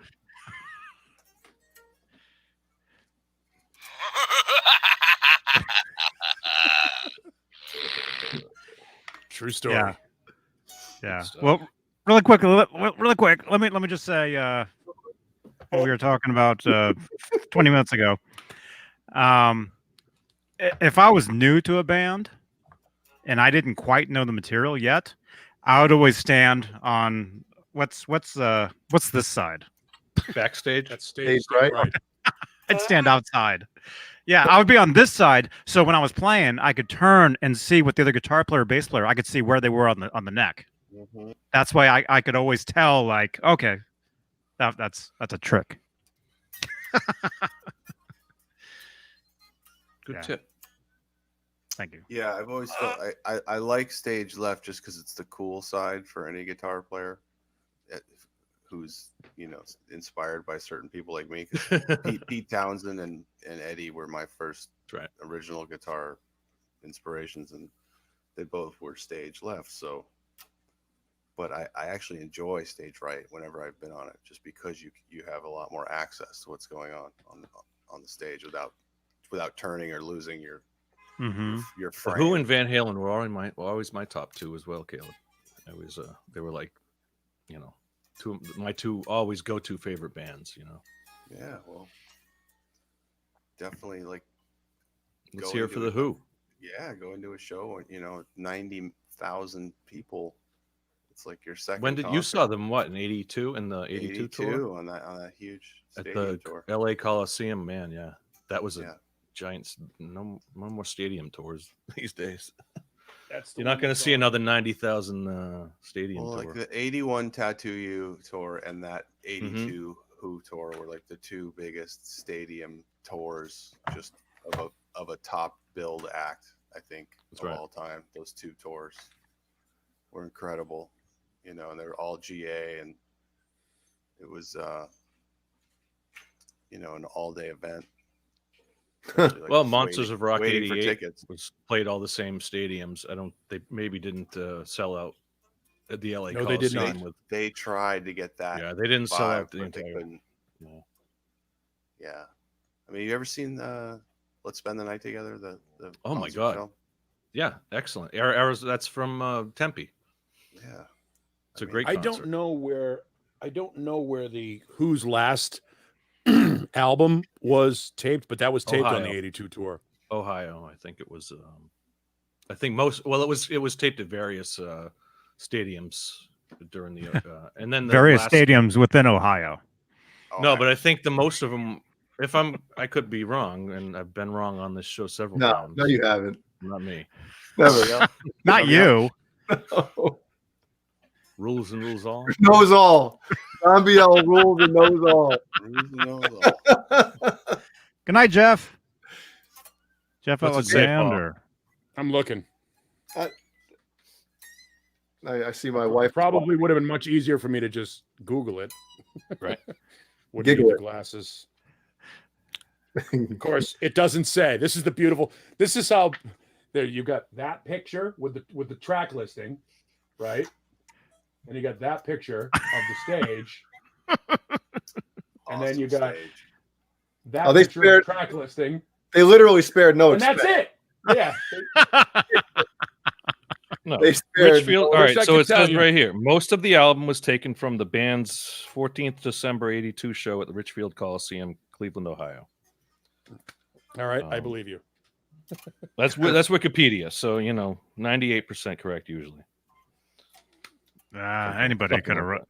Anybody wrote that. But that '82 tour was there's a couple of good videos from the Shea Stadium tour, show, which from supposedly used the last show in New York City, but we all know they kept going for 50 years after that. So Yeah. I mean, just think about it. They thought turning 40 was just too old to rock because there was no. they old weren't even rock. turning 40, were they? Were they? Yeah. Was right, that right around then? Like, I guess so. That was Probably like 82, yeah. like we can't be in our 40s and play this music. They really thought that, because no one had. They were. Meanwhile, as the old last as Who record is fucking awesome. Yeah, they were as old as Which rock one? and roll, though. Great. The one that came out a couple of years ago. Yeah. It's just self-titled. It's just called The Who. It's really good. The last couple albums have been really good.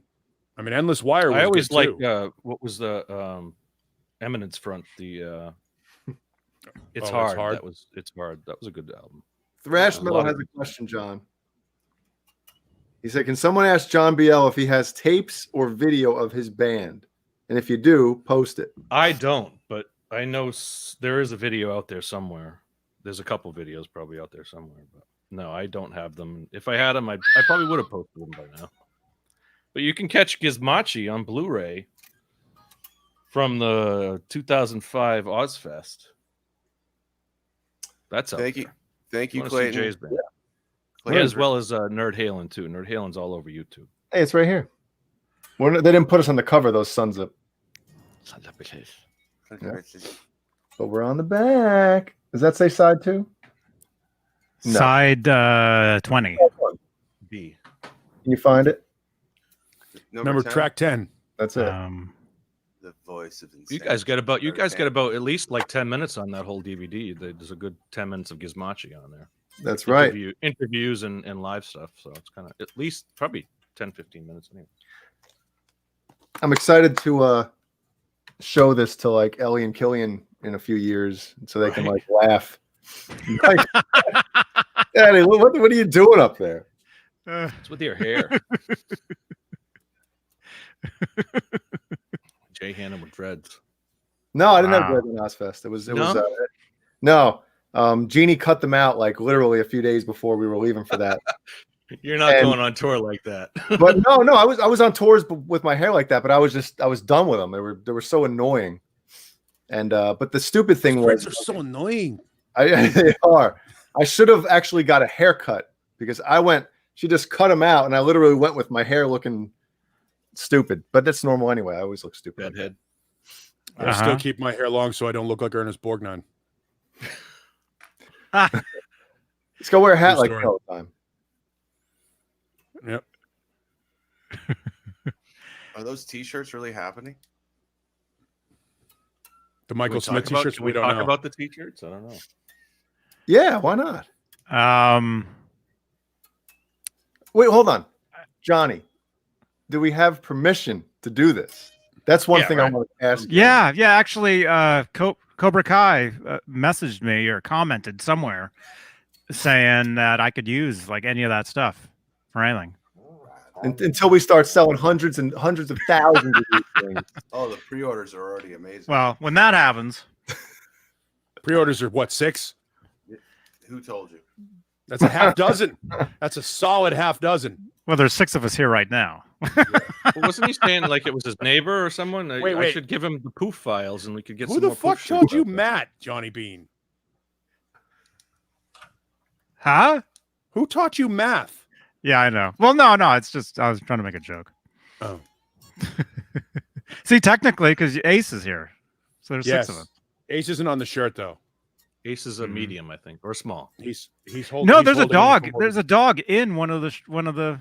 Oh, is he really? And remember the Super Friends one? There's a dog, Super Dog or whatever is in that. Yeah. Great. Super Dog. Congratulations, you're more famous than Daddy. My I'm dog. I'm also more talented. I think he got his own comic book, Super Dog. My dog was way more famous. Howie. Look at this one. He's like, I want some mic time now. Oh. Ace. Good Good boy. He's a good boy. Do you want to kill Look people? at how happy he is. you want to kill people? Look at. Let's the go way kill people. Oh. Not tonight, Dad. Yeah, he's all about it. Oh my, Can I bite their neck? He's like, oh my he's God, a good boy. man. Well, hey, speaking of Ozfest, did you guys see the pictures of Ozzy? What, I'm the sure- gray-haired ones? I'm sure we'll talk. No, there's new ones of him walking. There's like full body Well, if you guys, pictures of him. anybody watch the Ozzy documentary? No. There's a whole new documentary series of Ozzy on. Is it the 9 Lives of Ozzy Osbourne or something Yeah, like that? A&E or something like that. I haven't seen any Yeah. of them yet. John, do you have a different lighting in your room tonight? I don't know. I look very pale. Green. Did you swim in raw sewage? You're kind of green. And I love it. I do like the Clockwork Orange screen cap. That's nice. Well, now you're too dark. There. Whoa. No, it does turn green. You're right. It turns like a There we different. That's pretty good. And All right, move it 1 centimeter towards. This is really going to screw with our continuity. And not like wearing 2 different color pants or shirts like they did in the Van Halen 1995 Toronto pay-per-view. But Wait, what? Uh-oh. We got a new mystery to figure Yeah, out. I don't like that stuff. When I see live concert videos, I want to continuity. seem like I'm at one concert. Yep. Well, right I here, agree. right now, was definitely there was no continuity with that one. It was God. the 2 nights. That's were all over the lazy. place. Yeah, No, that's it wasn't lazy. lazy. It was intentional, but you know. No, it's lazy. The band should know if they're going to be shooting for a DVD that continuity should count. The band should. Well, that was should the A Who one, DVD? Kids are all right. They, DVD. A day Keith they Moon did. and I think Pete Townsend didn't want to wear the same thing on the 2 nights that they specifically filmed for that. Right. So, but that's the problem. It looks strange, yeah. Yeah. Wait, is Eddie wearing the same getup on right here, right now? Both No. concerts? Yes. Oh. I thought he He's was. got a different shirt. I Sammy think he's wore got all a different different shirt on in a stuff. couple. Mike wore different. Oh, it's Mike definitely had the different shirt. Had the Hawaiian shirt on one night, and Sammy had the No, I'm different. talking about live Hold right up. here, right now. Yeah, Eddie had the same. Yellow- Yeah, that was pretty much his look that entire. yeah, but part of Eddie the may tour. have just come off stage, drank himself into a stupor, and woke up the next night. Wow. Is this the show we're talking about? But Sammy, Fresno. What's all it called, these different Sammy? shirts, you know, and I get it. I guess the tough part would be is like back then, you got people throwing stuff on stage. They're putting bras around their heads, around their necks. putting hats on and stuff, so I can see how. Sounds like hell. Yeah, I know. Who would want to do that? So I could see where something like that would throw the continuity off. You see, like one shot, somebody's got a bra wrapped around their neck, and then the next shot they don't, and then the next shot they do. Yeah, but that's. I mean, If the they're next shot conscious they're of wearing it, the they bra. can make sure that that's not Smelling it. happening. Yeah, The but continuities become continuity. in fairness of that, though, Jay, you take the bra. I mean, it's possible you take the bra off, you swing it over around, and you put it back. I mean, There you go. if you're dressed the same, there are certain details you're willing to forgive. Yeah. But different pants, different shirt, different color, that kind of stuff. Singing half the song with a handheld mic and the other half with a fucking headset. Yeah, there's Things plenty like of that shows tend that have been filmed over a couple different nights, and they've tried to keep the continuity and like little They things. did like it with you're the saying, song remains like the a same. shirt. Sure, yeah, that was over 3 nights, I think. Yeah, Was the Seattle Metallica '89? Was that 2 nights? that was supposedly all Seattle, but I have it was definitely every shot behind Lars's drum set was from a different show. Hang on, Every shot was different. I can, yeah. What do you mean every shot was different? Every shot that was from behind. Wait, what are you talking about now? This is the Metallica Seattle 89. Yeah. The continuity shot. It was shot at two different arenas. I'll have to find I just heard from behind. I'll show you. Oh, okay. So usually when a band does like a live DVD and they do like a 2-night somewhere, it'll be at least the same arena or the same venue that they're filming in. Or they're playing the same song. Metallica there was clearly shot at 2 different arenas. Oh, so you're saying, I think you sent the picture of that too, but you're saying the Metallica Seattle '89, that's actually filmed at two different places. Wow. I think there's just one shot, like the crane from behind Lars's drum kit that goes, over his kit and shows the whole arena. I'll find the pictures and I'll send them. It's clearly 2 different arenas. So maybe they just used one camera angle from a different show. Yeah, that's what it seemed like. Yeah. Okay. Yeah. Just because, man, I remember, dude, the first time I saw when they start playing "For Whom the Bell Tolls," and Lars points dude, to he the audience like, look at that, and I think that was a different arena. Dude, that shot alone like gave me goosebumps, man. Think of how neat that is. You're standing behind the drum kit, do on the kick drum, looking out, and you just see like thousands of people just going bananas, man. Right. I wish we could show that clip or that scene. I'll find some pictures. I definitely have. I showed you guys last night. We can show a still. Live without a net pictures that I had. I have plenty from that show too. Can you? Would it be difficult to pull those up or pull a couple of those things up? Yeah, I will. It's just going to take a minute because nothing is organized on my. John BL, you wouldn't believe the collection of stuff that he has, man. Yeah, you can't. I guess you probably can't. Well, I think I put that on YouTube a couple years ago. But we can show a still. We can show stills are fine. We'll do like 2 stills. Do one where Lars is like pointing and looking at the camera and pointing. Look at that. Right. And then show the next, like, I don't know how many, like, couple seconds later of the crowd of what he's telling the camera to look at. I just happen to have it right here. Happen to have it. KXM Rock. Yeah. Lately, YouTube live streams have been kind of weird. There's been a lot of buffering. I saw that earlier. I was watching a stream earlier and I saw that somewhere else. But the playback is fine. All these videos, the playback is all good.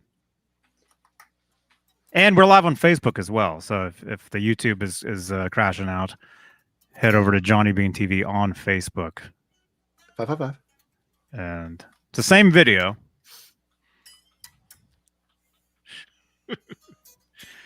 Chuck E. Cheese? What?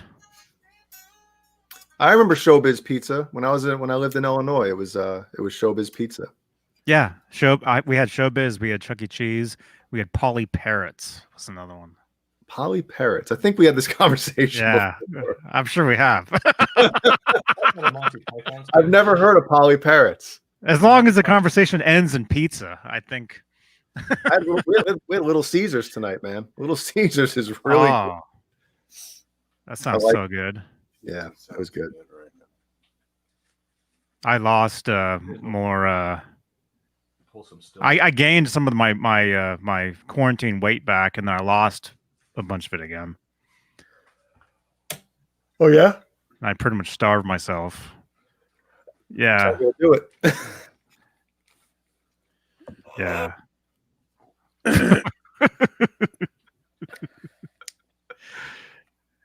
Hey, Hi. Hey now, Everybody. did you clean up all the? No, he didn't. No, he. Here's what he does.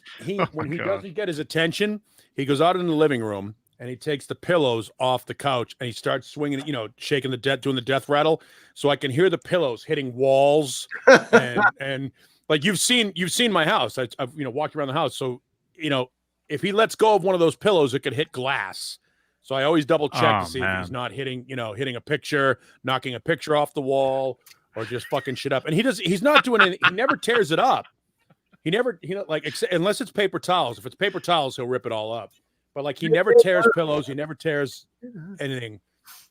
But he will knock some shit off, off counters and stuff like that. So I got to double check on it. Two different arenas. all right. Let's see. That's not By the way, I have Oh yeah, that's two different. You're right, two different places. I have an update on my Ibanez Gem situation. It's coming back soon. The girl went to California to celebrate her 50th birthday, and she's talking to her brother about getting it back. So I could have an Ibanez Gem 777 LNG soon. Nice, man. That's a Holy Grail guitar. Yeah, that's a Holy Grail guitar, a real one, from 1987, which would be fucking awesome. Now, I think the signature has been rubbed off of it, but who gives a shit? It's the guitar you want. Yep. And it's so old. It's got the cover, the trem cover for the Kaler. That's how old this guitar is. There's not many of those ones. There's not No, many of those because that lawsuit came out and Ibanez had to pull those off quick. It's not the scene I'm talking about, though, right, John? It's not. That's Seattle, right? Whom the bell tolls. I don't know. Actually, the last one I sent should be. I think is For Whom the Bell Tolls. That's. I will tell you though, those Lars points to the audience. I think there's a band that does a great job with their continuity. They understand that what they're doing is product. Not in Seattle. If you watch that video and you're conscious of it, it's different arena every other shot. Oh, no kidding. You just ruined it for me. Yeah. Thanks. Sorry. Thanks a lot. Way to go. Well, Jay never noticed. It took me a long time to notice. So. That's it. Thanks, John. For One of them has like the balcony. Who cares? Kind of Mutallica around sucks the after back. Cliff You can died see the anyway. balcony. You can see the balcony around it. It's probably I don't know which shot he's gonna. Not that one. Show the last one I sent. That one looks different. I mean, and that's you can all obviously see it's not even sold out there. That arena is half full. Such nerdy. Yeah, this is some next level nerd shit. I can nerd out with Van Halen. I'm cool with that. Anything else? Why can't you nerd out with fucking with Metallica? Nerds. Just show the last picture, and you can see Where's it's John B. L, show your shirt. I don't have a last picture. I just. Oh. It's got the drumsticks in the foreground.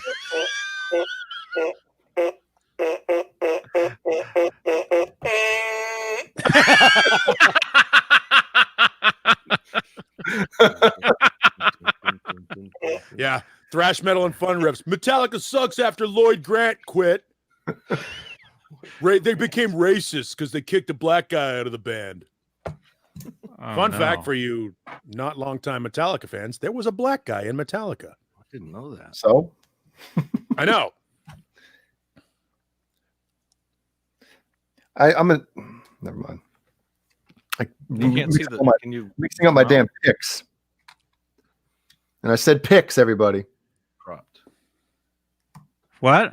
Can you zoom out because it looks like it's cropped? Yeah, there you go. You can see You zoom out, eh? the balcony part. That's the giveaway. I Yeah, think that I need was you to the zoom Seattle. out. That's the Seattle show. That's the crowd I was pointing at with my drumsticks at the beginning. Better be careful. There's no set of Hooters out. Oh, Oh, there is? No. I'm just saying. Wait a minute. It's 1989. There are no chicks at that show. we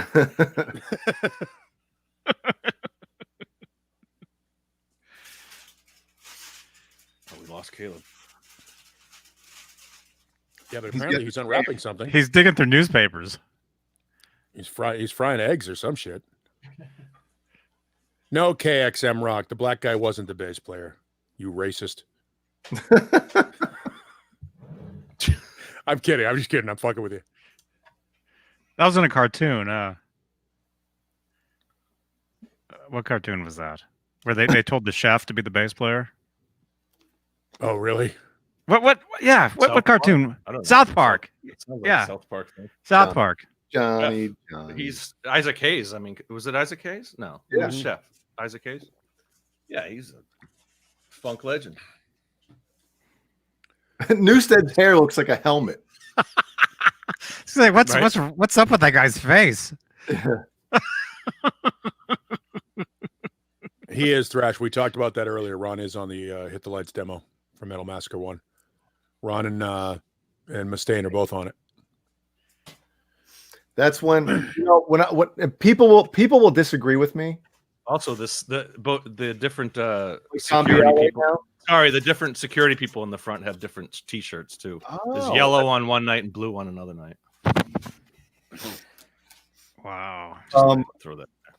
People will disagree with me, but on this one, you'd be wrong.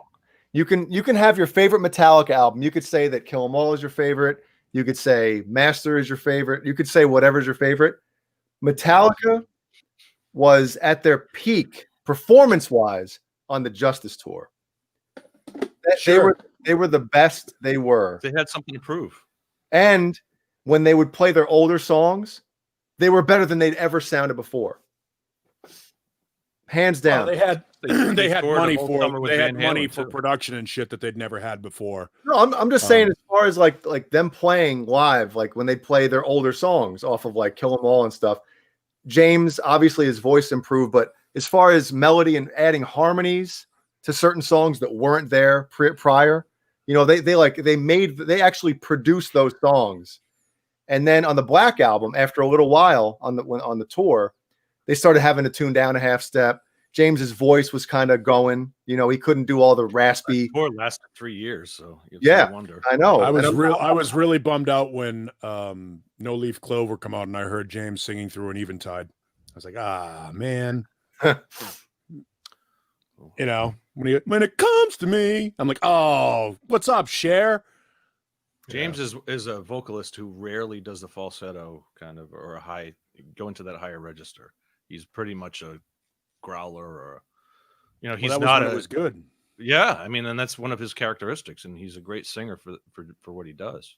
His voice was definitely, in my opinion, peak at Justice and Justice tour era. Yeah, the Damaged Justice tour was the best tour they did. Yeah, without a doubt. I saw them with the Cult, which I thought was a fun opening act. Were you at that Middletown show that I posted earlier? Mm-hmm. I was there. Middletown 89. Wow. Oh, that was 89? Yeah. Oh shit, dude! No, I was there in 94. I was gonna say, okay. I didn't. I know you had said Middletown. You were from that area, and I didn't. I know your brother went to the Monsters of Rock, and then you were hooked on Metallica after that. I think I saw Metallica at the Paradise in Boston. Wow, when was that? 83 or Kill 'Em All tour or so? 84, yeah. Ride the Lightning. Right before they got tagged to go out on that triple bill. Was Kill 'Em All supposed to be called? It was supposed to be called Metal Up Your Ass. Metal right? Up Your Ass, yeah. So when you look at it though, compare nowadays, like because they made the T-shirts with the toilet seat with the hand coming out with the knife, right? With the dagger, the switchblade, yeah. Was that supposed to be the original album cover? Yes. Okay. What do you think is worse nowadays? Like the Kill 'Em All album cover, it's got blood on it. It's got a shadow of a dude with what is that? A hat, like a hatchet or something. Oh my god, it's a sledgehammer. It's like what's worse when you think about it, man? You're not allowed to call an album "Metal Up Your Ass" with a knife in a toilet. Obviously, it's a joke, but you put it's like. Yeah, how about when people found out that Load was actually an album that was actually a painting of paint and semen?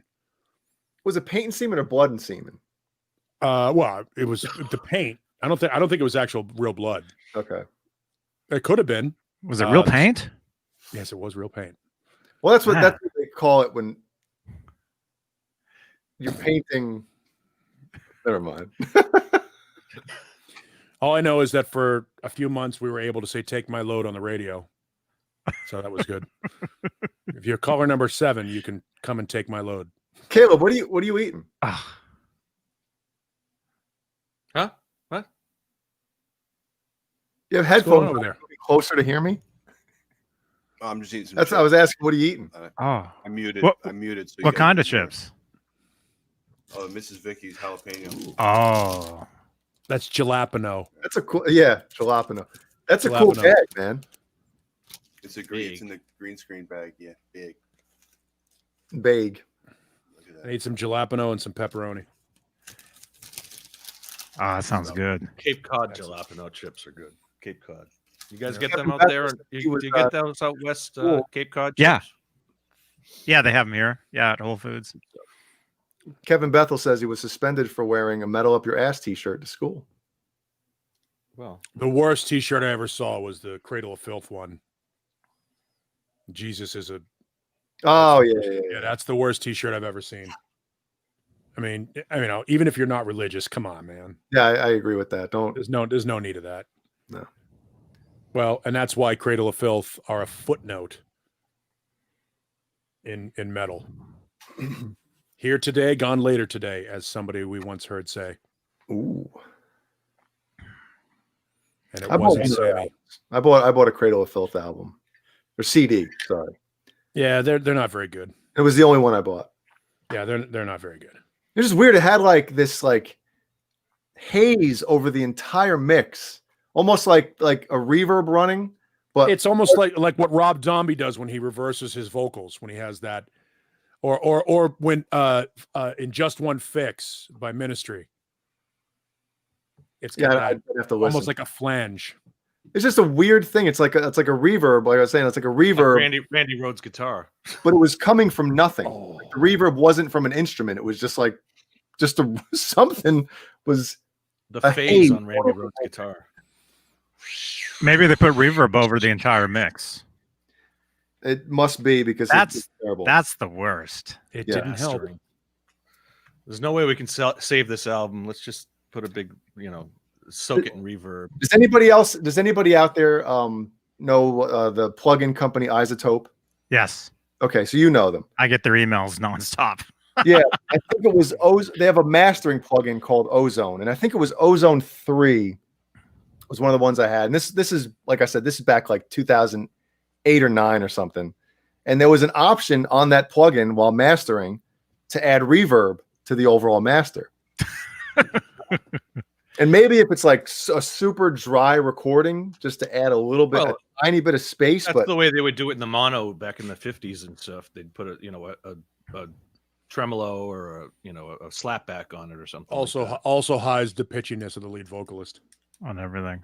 yeah, but the whole mix, it just, to me, it's like, man, I don't know not if in modern, not in the modern era. You can't do. Yeah, I've done it just for a joke, or just to do it, just Sure, to do just it, just for- to see, or like let's say if I find an MP3 of a track from a cassette, I'll throw No, the I've- MP3 into my DAW and then throw a real light reverb over the entire thing. if you're listening to a really like a soundboard live show and it's just really dry, yeah, and and there's no audience, you can't hear anything. I've done that too, yeah. Yeah, but I mean, I guess if it's just like a stereo or a mono file, but I mean, if you have all the instruments, just put reverb on, Yeah. What's the Yeah. reverb on the bass? and the It's just- same reverb on everything. That's I try to use different reverbs for different instruments, because they'd all have certain characteristics to them.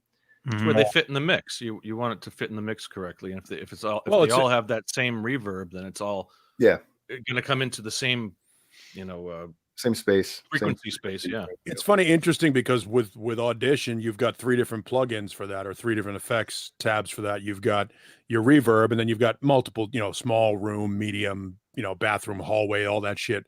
And then you've got Mhm. echo, and you've got delay. And they're essentially the same plugin for the most part, with the exception of the delay. But the echo and reverb are the same fucking thing. It's really all like one effect. Yeah, just all different speeds. Yeah, they're different. Yeah, it's different amount of decay. That's really all it is. You can adjust the parameters though. You can open up the parameter. You can adjust the attack, the decay, you know, all the stuff that kind of comes with it, and do a preset and then save it for that. Decay, man. George Decay. George Decay. Oh my. You can adjust all the parameters so you don't need echo, delay, and reverb. You just use one plugin and you just set the parameters different for different tracks. It just seems like a lot of monotony. It's I don't know. We can get into that if you want, but I'm too tired for that. What do you want to talk about, Jay? Let's talk about water. H2O. Running low. Oh yeah, same here. Yeah, I'm down. I'm 4 in and I'm running low as well. And watching Caleb snack is making me want to snack, man. God, 2:00 in the morning. Do I want to go down and snack? It's funny you mentioned that. I thought about grabbing the cookie and I thought, it's almost 11 o'clock. Do I really want to waste a cookie at 11 o'clock? Too late to grab the cookie. You guys want some cookies? Remember that movie? Did it for the cookie. Did it all for the cookie. I don't even have any snacks. Well, if you would have went to the damn post office, I bought some Chips Ahoy today. Oh, you did? Well, go get them. Oh, Jay, I know. It just occurred to me that Jay just sent Johnny a Robert Parrish package. Robert, the basketball player? Yeah. Robert Parrish got double zero. Robert Parrish got tagged for getting a package from FedEx that he should not have received. Oh, I would never send something like that through the. Are you kidding me? I wouldn't send him something like that. Yeah. I would send him something that if you did that, you would like to have afterwards. But I would never send that stuff through the mail, man. You crazy? Yeah. How many times do you get packages in the mail, gentlemen, that have a little hole punched in, or it looks like it's been Someone's looked into it? Yeah, people look in that stuff, man. Get the puppies in there. It's funny. Somebody posted the UPS guy with a Gibson box, you know, bringing a Gibson guitar to somebody's house, and a UPS employee chimed in. He goes, "When I saw Gibson on the side of the box, it was like the opening to Ace Ventura." He goes, that thing went just thrown all over. He goes, I would constantly. I go, yeah, that's before they put those in the secure cage where you're responsible for the insurance value of it. He's like, oh yeah. He goes, as soon as I saw Gibson on the box, that thing got stomped on. Yeah, it's funny because one of my buddies used to work for is it UPS or I think it was FedEx, and he was like, yeah, dude, this was probably about 15 years ago, but he said if any of those guys would see whether it be a computer, if they knew it was a computer or a musical instrument, they'd be throwing it around. Yeah. I'm like, you sons of bitches, man. Why? Like, just to mess with people? I will tell you that first 5 minutes of Ace Ventura is fucking hilarious to me. Oh, it is. We're going so good. Yep. I'm sure it was something very nice. Sounds broken. Most likely.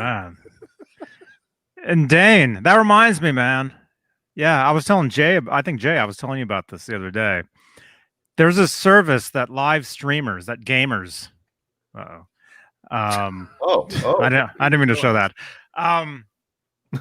There's a service that gamers either use or used to use, where they can have their viewers order food for them, and the food shows up while they're live. Yeah, while they're playing games. Right? Did I tell you? I told you about that, Jay, right? You mentioned it, but I don't think we something interrupted us and we got on. Who wants to give out their address? Yeah. Well, no, it's all. You want to send me food? I live. Nobody knows. No. The address is.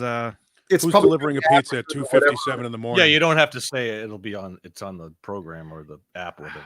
Yeah, they probably have to go and. What was it called? What was it called? Treat It's probably one of the food Treat delivery TreatStream. Is that a Capri Sun? That's a Capri Sun, goddamn it, isn't it? Oh, I'm all yeah. Look at that. I knew a Capri Sun if I see one. Who's He's got kids here? snacks. He has juice boxes. Jay must have Capri He's, Sun. he's got a young kid. Right? Yeah, we have No, I just 7-year-olds remember like going out when I was a kid, man. Those things were like, you walk into the lunchroom with a Capri Sun. You could never get the straw into it, though. I That's know. the problem. Good shit. Man, what was the flavor with the sunset on it? Sunset orange. No. Oh, come on, what was the flavor with the? I don't know. That was like the main flavor. Ocean, I don't know. something, ocean breeze. Google it. John Beal? John Beal. John Beal. Yeah, TreatStream. We should set that up, man. Johnny's still trying to It's- get pizza out of this deal. The service. Miss the days of when Caleb would go to In-N-Out Burger. In and out. Remember though? Remember that? A couple of streams from there. It's everything. Yeah.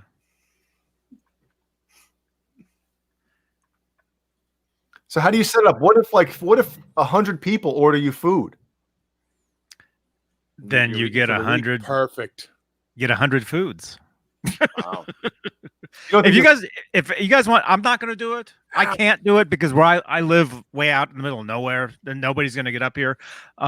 If any of you guys want to do it, here, I'll put it in the thing here. So we would sign on to that, make an account on that, and then anybody who wanted to send us something would just log on and say They would send it to you, there's John Beal. and all of a sudden, a Grubhub would show up at your door with the food.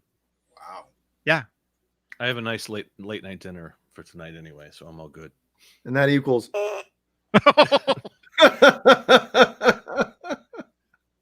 You're even giving yourself the what is it called? Uh-oh. The What are you talking about? what's it called when you pull a blanket over somebody's head and you rip one? Oh, Dutch oven. Gross. The Dutch oven. Dutch oven or Gross. hot boxing. The Dutch oven. Gross. That sounds like an alarm clock, doesn't it? That'll wake you up.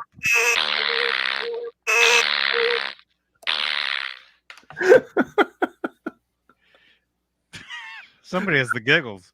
So wait, Johnny, on that app or that whatever the hell it is, I just sent it in the chat. can In you? the, Well, I have some questions here. yeah, there's an I have FAQ questions. there. Don't you? Let's go there. Wouldn't they make it so like you get an alert if somebody orders you food and what it is, or do you have to like put it in there like you're like okay, like a wish list type of What I thing? like. Yeah, this is what I like. You know, like so. In other words, if 100 people order your food, you don't get 100 things. You just get, hey, I only want one item right now. The first person that orders this is what I'm. Gonna Well, actually, there's an FAQ. Go to treatstream.com/FAQ. There's a fuck. Let me open up the fuck. Yeah, it probably answers all those questions. And yeah, as far as address, nobody knows anybody's address. Like it's all kept private. Obviously.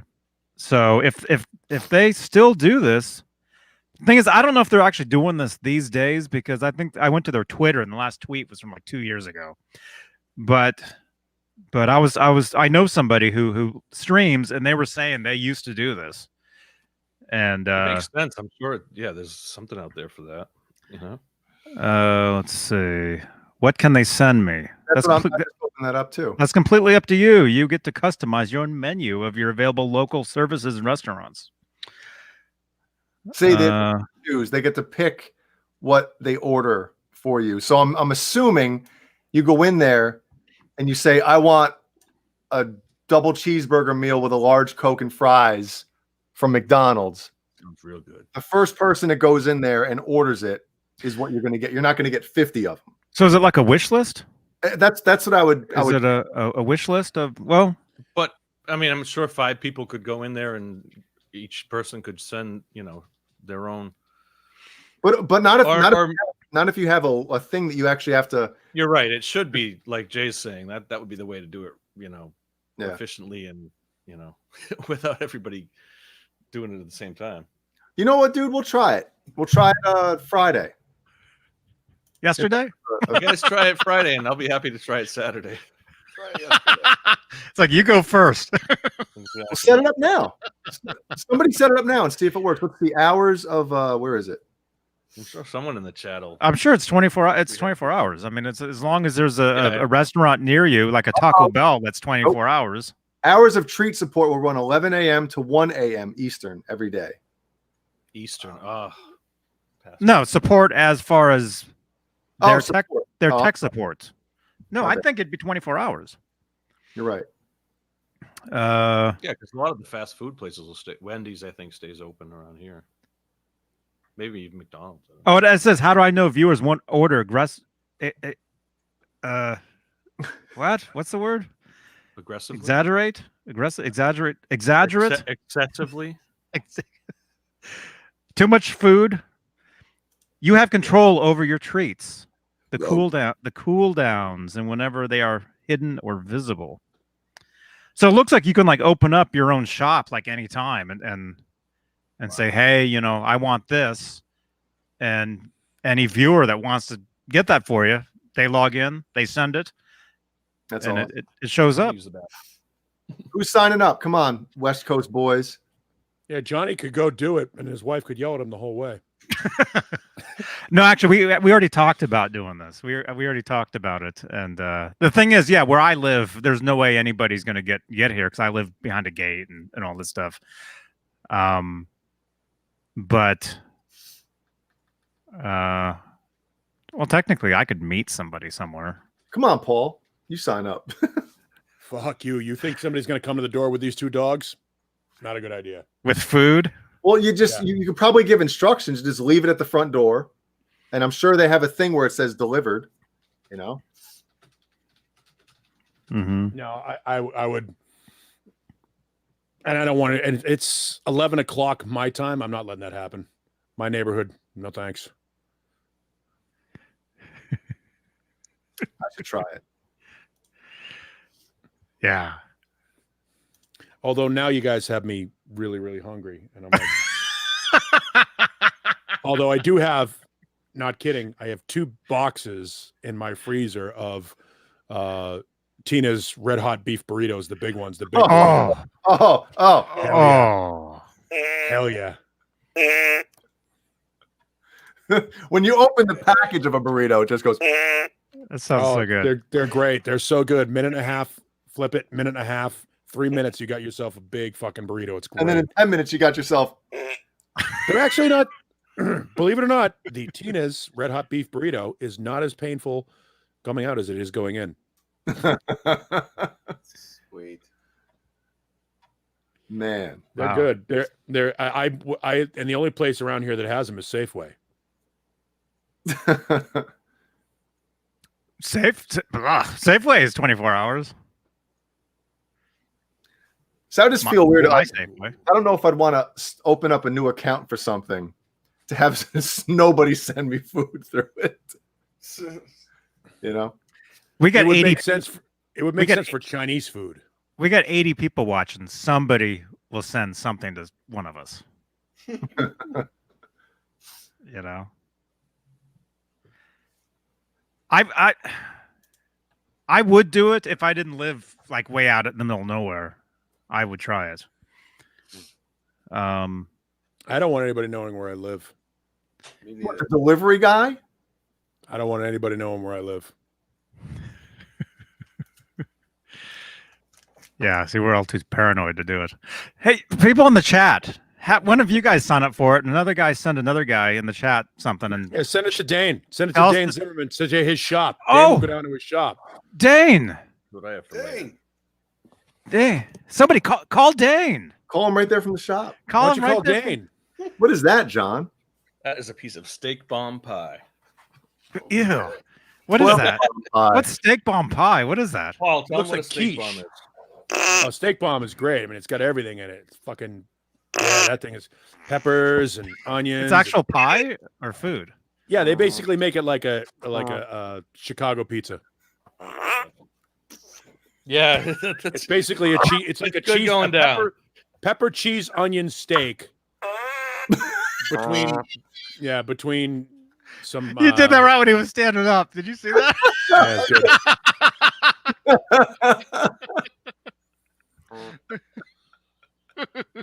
Did I ever tell you about the story of on Christmas Eve?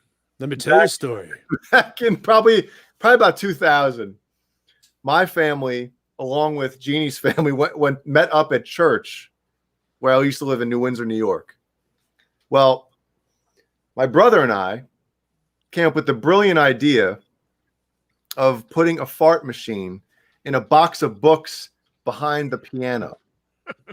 The church that we went to it had like the bottom main level, and then the top area had a whatchamacallit? Oh, not a, what the hell is it called? A loft, what is it? A loft. No, well, had a few rows Balcony? up there. About where those two guys sit, the two old guys in the Muppets. The loge. Yeah, the balcony. So the balcony is where the piano was, and if they had somebody singing, that's where they'd be, up there. So we're in the front row to the right of the piano. So we got there kind of early, So me and my brother were trying to figure out a great place. Well, there was a box of books right next to the piano. It's like, okay, let's put it right in there. And we said it. If anybody has the old fart machine, there was one that went, bah, bah. It was the best one. Hands down, it was the best fart on the fart machine. Fart machines. So we decided that we're going to let my dad get up to get communion. And we were going to stay seated. So my dad gets up, and meanwhile, he has to, while the lady's playing, he had to walk behind her. And as soon as my dad got behind the lady, my brother hit the remote to rip off the fart machine. Bah, bah. She turns around. Actually, I don't even know if she was playing at the time, because obviously I don't think she was, because she turned around and looked at him as he walked past. We're looking over the balcony, laughing our asses off. My father walks down walking down the aisle. He looks back up at us and gives us this dirty look. My mother leans over and goes, "Your father's gonna kill you." So, because you must have been playing that with that at home too, so he knew that. He knew. He knew the sound. Surprised he didn't think it was coming. Yeah. So anyway, long story short, he didn't even know that we did it. He was wondering what the hell we were laughing at, and then when we told him, he was pissed. Really, So she was right. He was pissed that we did that. But now, years later, he laughs at it. He thinks it's funny. There was another Christmas where me and my brother wanted to get the elf costume. Elf on the Shelf. No, the elf for the movie. Remember they were selling those. Nice. We were going to get those costumes and show up at church on Christmas. Was it the remote control fart machine? Yeah, the black one with the orange button. Well, the remote had the orange button. Yeah, I'm looking. I found a clip of sound of it. Remote controlled fart machine. Yes, I found it. Okay, I'll tell you which one. It is. I don't know that I've met an adult that is more You're gonna get a amazed by content fart match jokes. for farts. I love. Well, I'm farts. excited because he said it was the best one. So if it's Yeah, the but best- here's what's going to happen now. For the next 20 minutes, Johnny is going to play every fart sound this thing makes on the show, There's only like 6 of them or 5 of them. and then giggle at all of them. I'm not wrong. Come on, what are you doing? Uncomfortable silence. Very. Very. We want to hear was that it? the exact one Jay's talking about. Nope. That's the one. That's The one. it. Yeah. I've heard that one before. I know that one. It's a good one. Do it again. See, there's the giggling. There's the giggling I called for. It's a guy demonstrating how to use it. Yeah, it's remote control. That's the one. Bah, bah. Did it echo throughout the whole church? No, but the lady, we heard it. We were like literally right to the right. Yeah. That could almost be a door opening. That could almost be a door opening.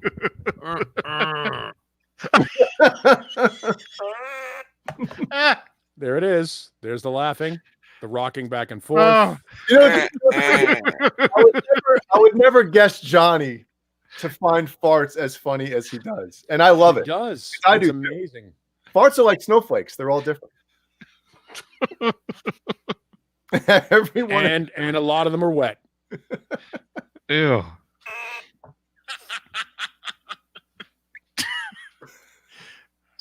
that's Oh my Johnny. God. Wow. You guys seen those videos of the dudes like in a Walmart or a Costco walk up to the announcement phone? Yeah. That's hitting, and you hear the speaking of reverb, Yeah. you know, I think that's kind of gross, and so I don't watch those videos, but I know of the beginnings of them. I always turn them off. no, they're funny, man. Ugh. The good news is we only have 50 more minutes to fill.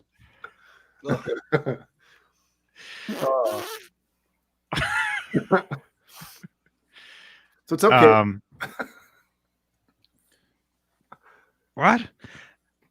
Fart noises for the last 50 minutes. Yeah. I want to see if this TreatStream actually works. But Stream. Johnny wants some food. Somebody send Johnny some food. well, I mean, I already ate. I had dinner before we started, but if this thing actually works, I mean, You never have we to can pay for eat- food, man, bro. Eat for free every night, every Saturday night, Straturday night. yeah, Hey, I'm all for it. yeah. I'll put the link to the service in the actual chat here on YouTube. All right, We got- I'll set it up for next Saturday. Okay, there's the link. TreatStream. If anybody wants to look into that and see if the service still exists, I've lived here for 6 years and I've never gotten delivery. let us know, and one of us will sign up for it and eat the food that you send. Make us eat. Yeah. Well, Dane Zimmerman said he would do it next week if we have him on the show. Oh, so there's a catch. Yeah, well, he guests of the Straturday Night Live show were provided food courtesy of TreatStream. Oh, courtesy of Well, courtesy of whoever that was. I'm the guest tonight. Oh, that's right. Yeah. I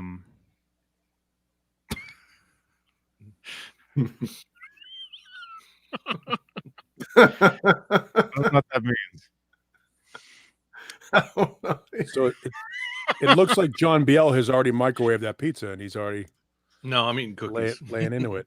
Those Oh, are he's my- laying into it before he starts laying into the porcelain.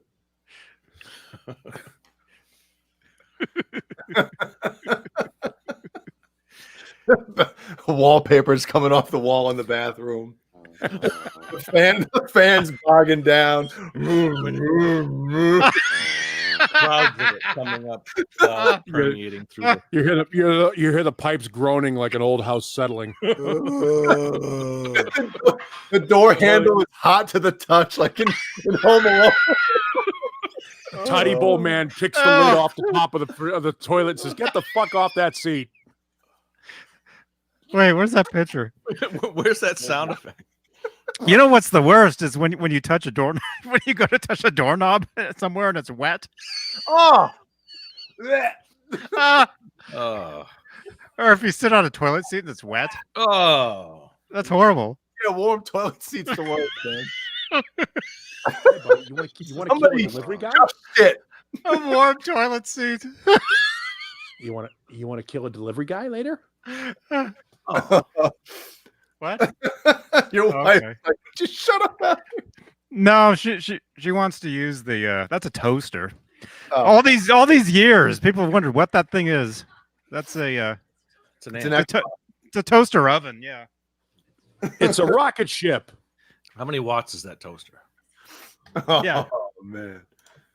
The worst is, man, when you got to go to the bathroom real bad in a public place and there's nobody in the crapper and you go in there and it's just looks like a shit bomb blew up on it. It's like, oh, man, I got to go. Oh, It's horrible. That's like going into the bathroom at the old bar in Boston called the Ratskeller.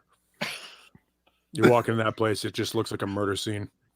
That was Toad's all place. the time. Toad's place in New Haven. And imagine New you're Halen. imagine you're the guy, that works there. You're the bar manager, and you're like, somebody's got to go in there and clean that up.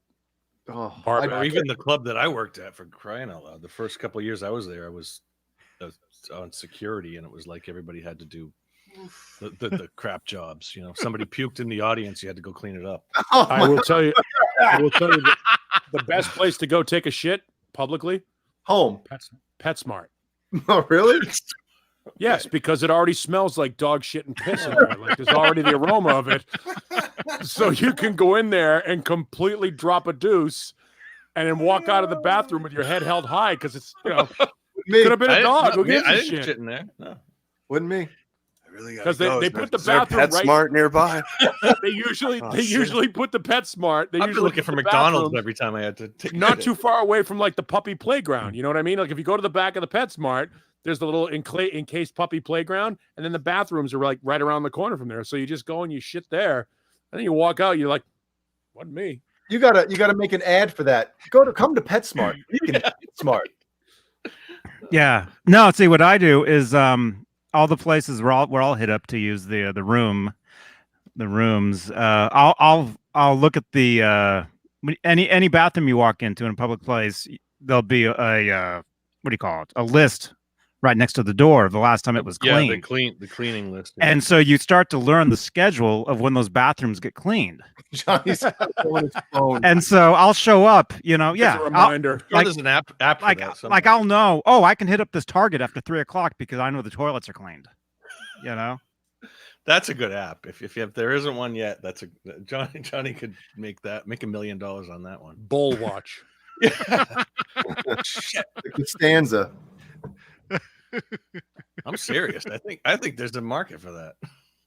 Well, you shouldn't have said it. Well, it's anyone's idea now. Take it and run with it. It's public Flush domain. it. Ben Tom said Jay would not like working in a hospital if he gags at wet door handles. Dude, my wife's a nurse. I hear stories of stuff all the time, and I'm like, how do you do it? How? Yep. Or if you go to shake somebody's hand and it's wet, that's gross too. Oh, Clammy hands, yeah. Clam hands. Clam hands. Better than lobster hands, I guess. Someone asked, who's that? Hardwood Steaks wants to know if I would hook up the neck pickup in the Frankie and how would I do it? Toggle or push pull? Guitar talk. Here we go. yeah. We got two questions actually. It'd probably be just the volume knob push pull thing. Just I don't want another switch. A switch would look weird on the switch. Frankie. Yeah, it would look weird. So if I do it, that's the way I'll do it. And I'm hearing that it sounds pretty good. So Yeah, when I get that thing, I'm gonna have that rigged up as well. I mean, to me, it's I don't want to say it's a no-brainer, but it's a pickup that's not right. hooked up. I mean, it's there. Why not? It's not like they just put a dummy pickup in. It's a front single coil and It's a an Strat. extra sound, an extra tone, an extra sound. Yep. You can get from it. Yeah. So yeah, I'll do it with the push pull. Push it. Push pull. I love the fact that they use that song in all these commercials, not realizing it's about anal sex. Oh, I love that. It's That salt and hilarious. pepper. Yeah. Man. And yeah, Robot Master Switch. The EVH in my in the picture here. I think you're talking about that. Yeah, that's the star. That picture was taken at Guitar Center in San Jose, California. I was passing through one night and took a selfie. hey, I need a new profile picture. Let me go to Guitar Center. 2015. Yeah, it was a while ago. Just passing by. Hey guys, do you mind if I come in and take a picture? The Dan Electro neck. Isn't that what that was from? Yeah. Well, I think the original Star guitar might have been that's the same thing that Akira Takasaki uses, and those are Hurricanes. It was a Charvel original. I mean, the body's a Charvel, right? Yeah. And then the neck he changed out the neck to put the Yeah. Originally, it had a Strat neck on it. right. If you watch some of the, you've got it, John, the 79, 70 Super 8s. The 79 was it Boston? Is well, it 80, or the 80? It's the 80. or not 80? St. Louis or something. I don't know. What am I thinking? No, in 79 he was playing a white star. 79 it was Boston. white. I don't. You can't. That's a. I don't know which one. Yeah, there's It was definitely before it was painted, and it had a Strat neck on it. And there is video of that. Mm-hmm. I just remember seeing Chicago. I There's a think- Chicago one too. I think it's either the Let It Go video or the Crazy Nights video where you see Let It Akira Takasaki is playing a star guitar, and it's a Hurricane, and it's got a neck that looks just like a Dan Electro on it. Tears run down her face. Let her cry. Wow. Tomorrow. Let her be. I don't even know how the hell that shit goes. Oh my gosh. Something kicked in at some point. Oh man, the fart. Yeah. It's the farts, man. The farts.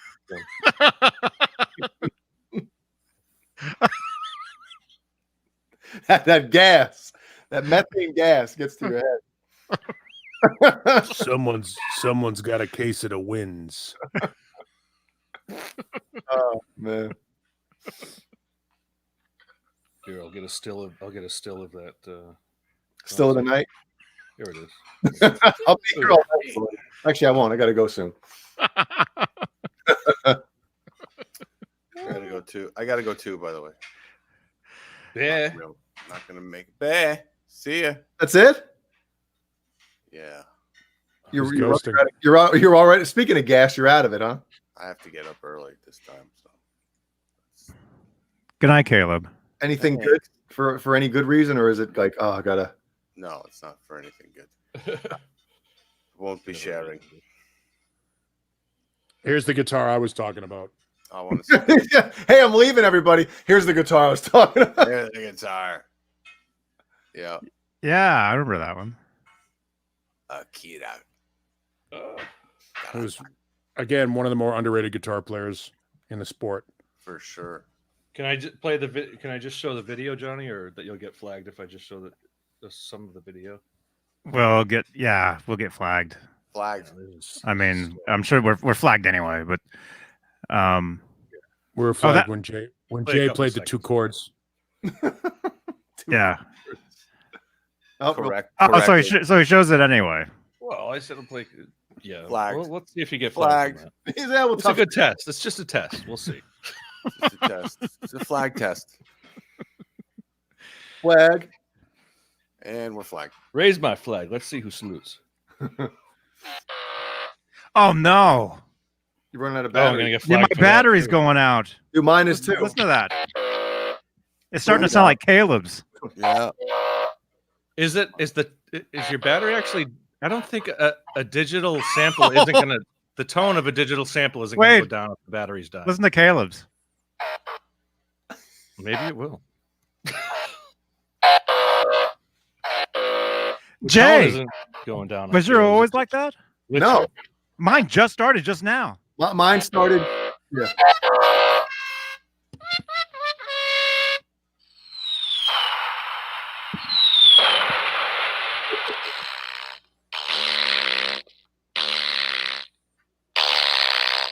Yeah, mine's running out of gas.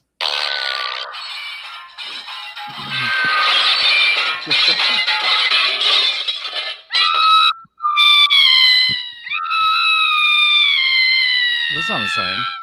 Hey, your light bulb. Oh God.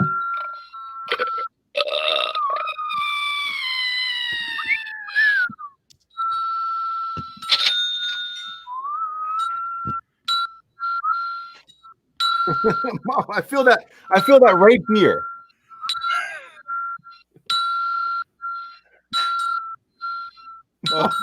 Yeah. This sounds like a good time for me to go take the dogs out. Sounds like a good time for me to go take a shit. But Johnny, if the battery was dying, I don't think that the tone wouldn't be. It would just glitch out on a digital sample. It wouldn't get slower. So you think the not a actual bad- thing is crapping away? Well, I think like Caleb's, it sounds like it's trying to play the sample, but it only gets halfway there. Yeah, it's still in tune, right? Where is it? Yeah, Caleb's is still in tune, but it just doesn't finish the sample. So if the battery's dying, that's what's going to happen. It's not going to get a lower tone.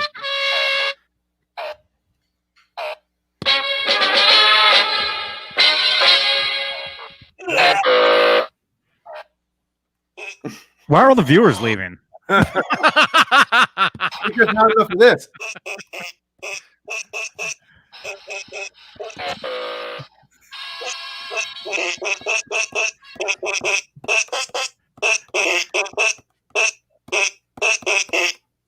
Awesome. All right, boys. Bye, Caleb. Love you. I love you guys. Have a good Have week, a good buddy. night. Everybody be safe.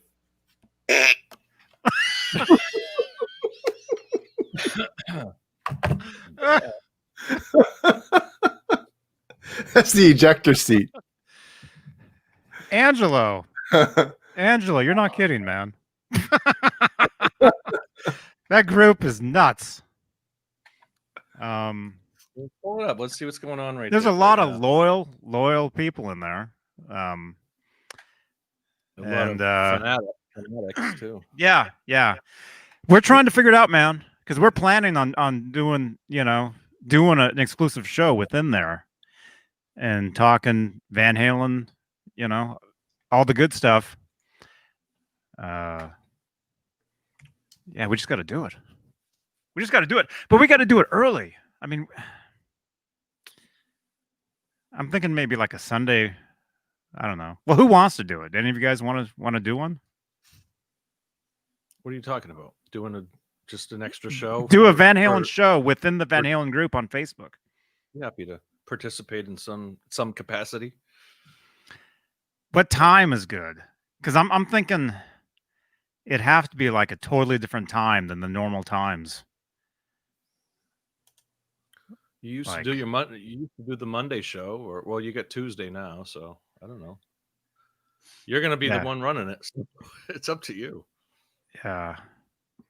Or was that the one Rob Johnson was gonna join in? Johnson. Yeah, and he disappeared. Johnny, Oh, want to do he's out keeping the public safe, keeping us protected, right? I noticed think my so. head got bigger. Who wanted to see this? I don't know. I gotta get something to drink. I'm so thirsty. Oh, Robot Master Switch wanted to see the new Joe Thatch. I'm gonna How leave it on long- you for a second. They had that color, or has that always been an option? I know. I mean, the one that we think of is the reflect That what- silver one, yeah, Mirror chrome one, one. and he also had a red one too. Yeah, the and red, a design. I wish I had the catalog. I don't know what I did with my Ibanez catalog. it's all getting nasty already. I'm already sweating over this thing. Yeah, the Chrome Boy that's the coup de grace. They make the one really rare one, and they have the one that's like $5,000. I almost bought the surfing one, the surfing with the alien one. How much was that one, dude? It was a couple grand. What's Oh, the yeah. one with like it's got little Yeah. little They made two versions of it. They made a Korean version and a Japanese version. Oh, I didn't know that. Yeah, Sure, I'm thinking. So yeah, but this it had the cover to the surfing record on it, which was Yeah. cool. It had the Silver Surfer on it. this is the JS 2410 in muscle car orange.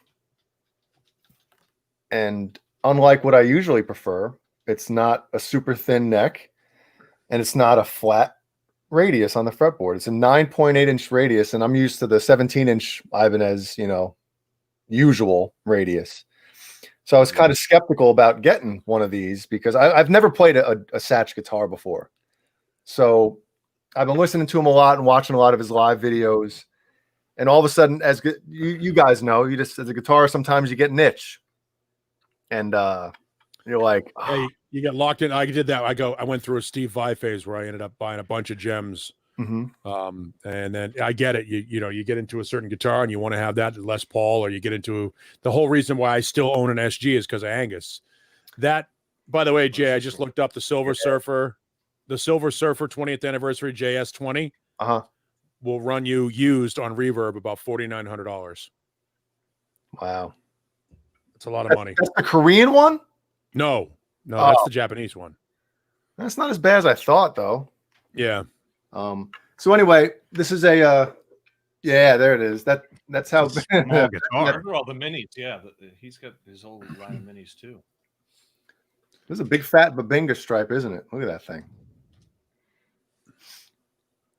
That's a big Babinga. That's a big Babinga.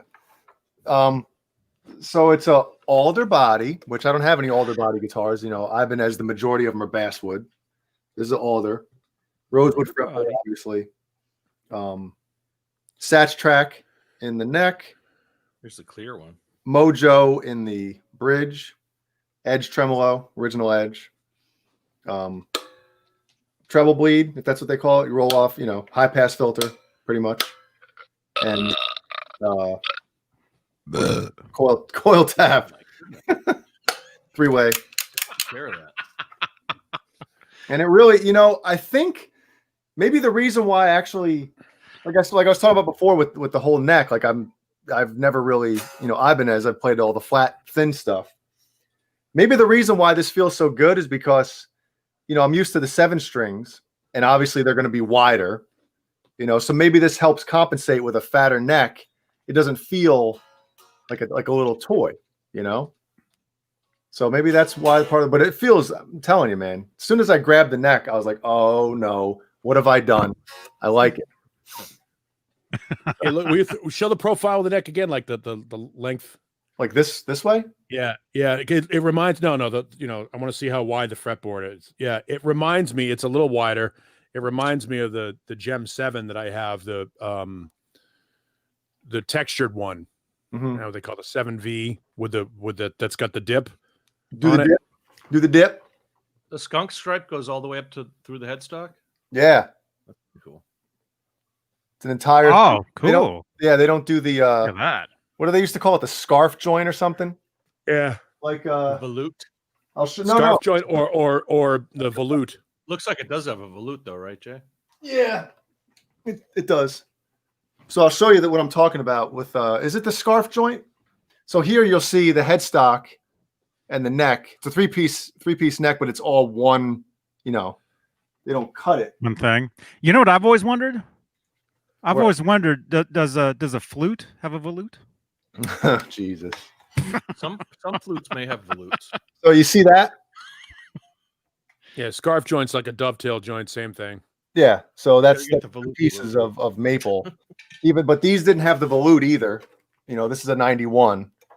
And as you can see, I mean, extremely thin, extremely flat radius on the neck. Yeah, that's what the 7V feels like. Are the body sizes the same? Or is looks like the Satriani might be a little like a 3/4 or no, 7/8, I guess. It's definitely not a very big. He's not a very big guy. No, he's not. He's not. Well, even that looks with the Universe. Is that the Universe, Jay? Yeah, it was a Universe. That looks smaller. Like a 7. I think the Ibanez were 7/8, like a dinky body. Hold up.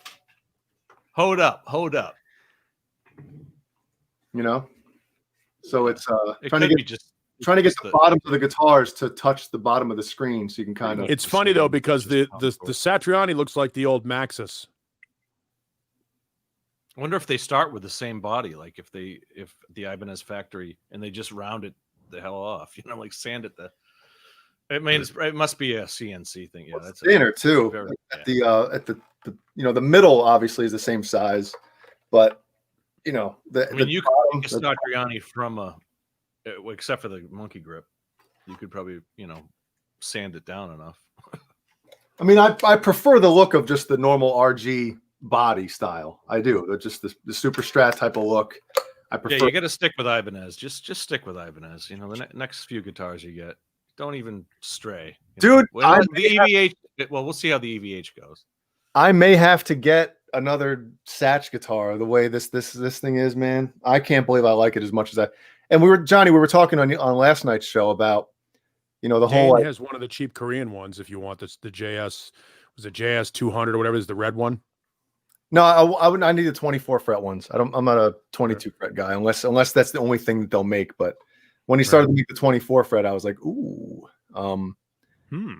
We're talking about like people that are or aren't into getting like signature guitars, and I think it helped. When like I said, listening to Satch for the past few weeks nonstop, maybe want one of his. You have all his stuff. And now having one of his guitars makes me want to play like all the time right now. Do you have all his stuff? Well, I have a lot like of all his furniture and things. No. Spotify, Right. Yeah. Well, There's so We much rubbed this ad last great week. shit. There's so much great shit on the Time Machine double CD. Like Banana Mango and Banana Mango 2 are fucking fantastic. Just cool pieces. Because he has a lot of his stuff is Stu Ham, Yep. on bass. So the grooves in the records are great. That's what I love about Satriani, is that he puts together a really good band when he puts these albums out. Mm-hmm. I felt really bad for Stu Ham one time because I walked into the bathroom at NAMM one time, and Stu Ham came walking in, and some guy in the bathroom points and says to the guy next to him at the stall, he's like, "That's Stu Ham," and he heard them. I mean, isn't that that's horrible? You walk into a bathroom and you get recognized, and dudes are saying your name. It's really not hot. Well, I don't know. You're still Angelo Ricchetti brings up a good point, and I get asked great this all the time. rock basis. The Vai versus Satch argument. Vai is a better player. Satriani's a better songwriter. Vai is a superior player, a superior technician. He is way more intricate and deep down into the modes of the guitar. Satch has more groove. Who do you think has had more exposure? Who do you think has had more women at their concerts? Vai. Probably Vi. Yeah. Although he's, ask Jay. His home videos are a little gay. Who Vai's? Jay, What? That's a quote from Jay. From what? When did I say that? The Astoria. Yeah, the Astoria. Come on, Jay. And when- You should have this. You dig this. Oh my gosh. When did I say that? What does that mean? You'd like that, Jay. Jesus, John. Sorry, man. Yep, John, he's the guest. Oh, That's the insulting the guest. Sorry, this is a 5 CD box of Vai. but I tend to agree with like him. backing I tend to tracks. agree with him. Jesus. Sorry. No, I shared that with you guys. You guys always came down on me like, "Oh, this is what I'm watching. This is what I'm watching." I was watching the Astoria one night. I shared that on our chat, and yeah, in the Jay- chat. In the and chat. it's okay. Not on the show. But I tended to agree with you after you said that. I'm like, you know what? Yeah, you're right. Both deeper. Angelo Ricchetti, you are way wrong. Hold on. Keep in mind, if not for EVH, neither Vi or Satriani would exist. It couldn't be more wrong. They were both on their way. Without Hendrix, neither of those guys would exist. But they were on their way, and Vi was on his way because he was already transcribing for Frank Zappa before Eddie Van Halen happened. But Eddie was definitely he's an influence, or they had to keep up. They had to change their style. They had to start tapping. Well, no, they were. I mean, Eddie did, again. We've talked about this before. Eddie didn't invent tapping. Right. He certainly popularized it, but guys were tapping before Eddie Van Halen. Certainly the Guitar Hero as a shredder probably wouldn't exist if it weren't for Ritchie Blackmore first, and Steve Howe. And then, Eddie Van Halen was certainly the more technically proficient guitar player, but Satriani and Vi were going to happen either way. Now, would they have gotten the kind of public recognition that they get now? No, they'd be named like they'd be just like David Gilmour or Mark Knopfler or Ronnie Montrose or a number of other guitar players. Number of other guitar players we could name. Actually, Eddie Van Halen Brian. does. There is actually connections between all of that. Vi wouldn't be as big if Roth hadn't left Van Halen. Sure, because he joined Roth. Although Vi was on his way though, because he had already replaced Malmsteen. Yeah, but that's not. None of that was on the radio. I mean, like top billing, mainstream. you know. And then Satriani joined Chickenfoot with Hagar, and that band wouldn't have existed if he hadn't left. Hagar hadn't left Van Halen. So see, there's connections. I don't know if do you think that helped? I don't know. I'm trying. It's different. It's a whole different time period, man. Just trying to think you guys were talking about the commercial that Joe Satriani had back in the '80s. What was it? Was it Summer Song or Discman? Discman. Yeah, and that I think that was the first exposure I had to him, and I think and that was probably around the same time. Was that Passion and Warfare time? I mean, no, it was a couple years after, but still, I mean, a lot of at that point. It was pretty much Robot, guitar players and musicians were fans of like instrumental guitar rock and stuff like that. But when that song hit, in that commercial, it really helped out, Satch, and it was huge. That was like, it was the song of that year. I mean, the summer was it Summer Song? It was that commercial. I remember all that. Satch Boogie popped pretty big, and then Summer Song was around for a long time. By the way, I just posted a video of the first known visual of tapping, a guy named Roy Smeck. Roy Smeck. He is the first known example of tapping. Did it on a ukulele. Oh, that's the video on all over Facebook, right? It's a black and white video. Black and white. Yeah, from back. It was from a movie. Mm-hmm. Yeah, he did it long before anybody else did it. What's that? That's Aces on his back with a bone in his mouth. With a what? Yeah. All right. One of those Nyla bones that they chew on forever and never really get to break. Well, I'm going to split before you guys end the show. Wow, this show must have sucked. Everybody tapped out early. No, Caleb, you could tell he was kind of burnt, Well, Caleb didn't participate at all. He just was here and he spent most of his time on his phone and eating chips. Oh, but he had those chips though, man, and those look good. Yeah. And the Capri Sun. Oh my goodness. That made the show right there. Something cool. No, it wasn't something cooler, was it? I got to find out before I leave what flavor Capri Sun that was. That'll only take up 15 minutes. Juice flavors. Let's see what we got here. Oh man. Tropical. Yeah, we got to do that TreatStream, man. Somebody has to do that. Somebody somewhere has to do that. That'd be cool. We'll set it up for next week. Or at least I will. Yeah. Or Dane, are you here? Dane said he would do it, but he's got to be on the show next week. So if you guys want that, are we really down to 1, 2, 3, 4, 5, 6, 7, 8, 9, 10, 11, 12 people, and we're 4 of them? What? I was just looking at the participants on the Pacific Cooler. I think that was YouTube. 70 watching. So. Oh, okay. Yeah, I don't see that on the Pacific Cool. Ecto Cooler was another big one. Oh, that one was so good. That was good. Yeah. Was that? But was that Capri Sun? I don't think that was Capri Sun. I think that was. I see. Yeah, I see. Come on. Who said that? Ben Tom. Come on. Fuck off. Oh. Wow, that was an early fuck off. Oh my God. Get it out of the way now. An early unsolicited fuck off. What's the occasion? Where's the? No, he wanted one last night, and I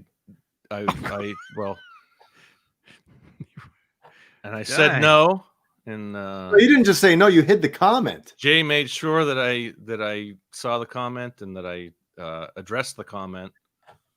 So tonight I addressed it early. Man. There it is. Going backwards though. Is that just me or is it? Yeah, it's going It backwards. is kind of going backwards, yeah. And something's coming out of the back of it too.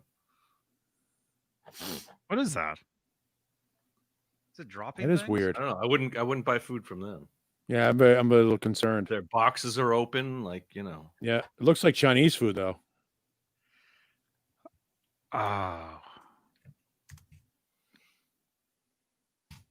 Let's see. man. Yeah, Dane, if you want to do that, man, sign up for this TreatStream.com, and we'll see Back if right up to the driveway. somebody sends food to your shop. Send it right there. We'll see. It'll be great too. Something like the delivery guy will show up to the shop. Dane will go to open the door. Then the Mesa police will come in and go, "What the fuck is going on here?" Could be fun.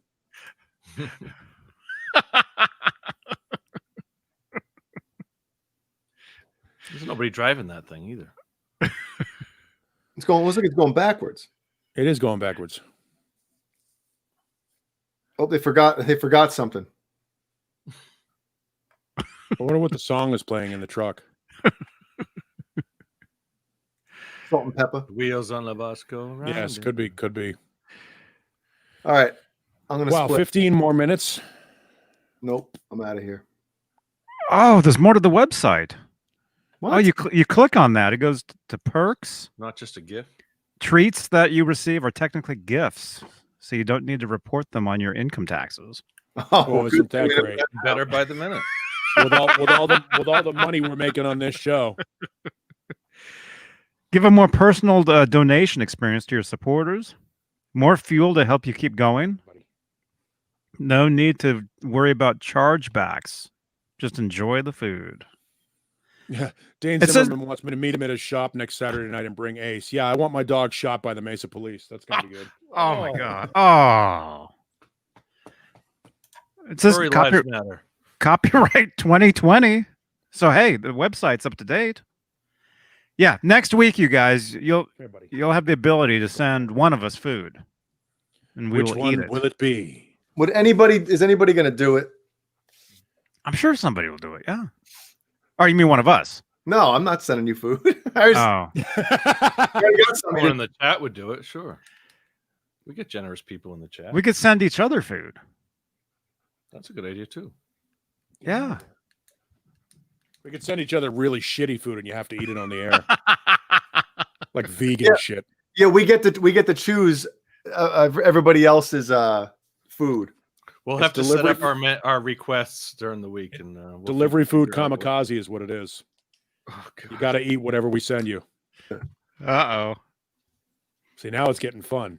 But you can't. Place that's going to deliver at 2 a.m. on a Sunday morning around here is going to be McDonald's or Wendy's or something. Moon Villa, baby. Moon Villa in the combat zone. Give me some Yeah. cold tea. Are you leaving, Jay? Yeah. Okay. Trying to I get got to out. get something else to drink, so I'm gonna split for a minute. Well, then why don't we just wrap it then? Wrap it Wrap 10 it minutes up. early. Now I feel like I ended the show. It's Goodbye. John's, ruined it. It's John's show. Oh. Jay felt like he ruined the show and then left anyway. All right, Paul, we can handle it for a couple minutes. Or I can handle it for a couple minutes. Either way. Paul, are you still there? Or is it just me? I guess I can talk to the chat if it's just me. Because that's what it seems like. Either that or I'm frozen and I nobody think can- Paul left. Damn. I'll stay here with you, man. Yeah, everybody left. Okay, I guess did I say something? Was it me? I'll stay here with you, but I do have to go get something to drink, so All right. it will just be you We for can a end minute. we can end in a couple. You come back and we'll end. Okay. Sounds good. I'll talk to the chat for a minute. Okay. I'll be right back. Robot Master Switch. I'm 6'2". You've been asking me that all night. I'm 6'2". I'm not a giant. I'm not like Caleb tall. I'm not. How much Caleb do you tall. weigh? Yeah, I'm not going to go into that. Over 100 Over pounds. 100 pounds, exactly. What's the name? What songs you played? Where's the tapes? I don't know what that means. Renus Pinkle, how long have you lived in your basement? I don't know who that's for. I don't live in a basement. Kurt S 5150, how you doing? Good to see you tonight. I look like a monster in my well, thank you. I try to have that presence of a monster. Anyway, what else? Let's talk about Chuck Berry. Go back a few shows. We've spent a lot of time talking about Chuck Berry. Good and bad. He's a good guitar player. If you say so, Bent Tom. 74 inches. Sounds good to me. I hear somebody breathing in the background. Paul, you're back. What happened? It's my dog. Oh, okay. I'm not Thank breathing. You I saved could be me. dead. You saved me here. All right. Yell into No, the I mic. figured. I figured we would. Ace I'm is just ready. He knows the show is almost over. He's like, he knows as soon as this thing is over, we can go out and I can throw the ball at How warm midnight. is it out tonight? It's not that bad here. I mean, it's Hey, humid. Mancuda, good to see you, buddy. Is Mancuda actually in the chat? I want treats. Send me food. Yeah, send Mancuda some food on Tuesday. That's a good idea. Wow, you got his attention. What? Free stuff? Hello. He's got free radar. That's right.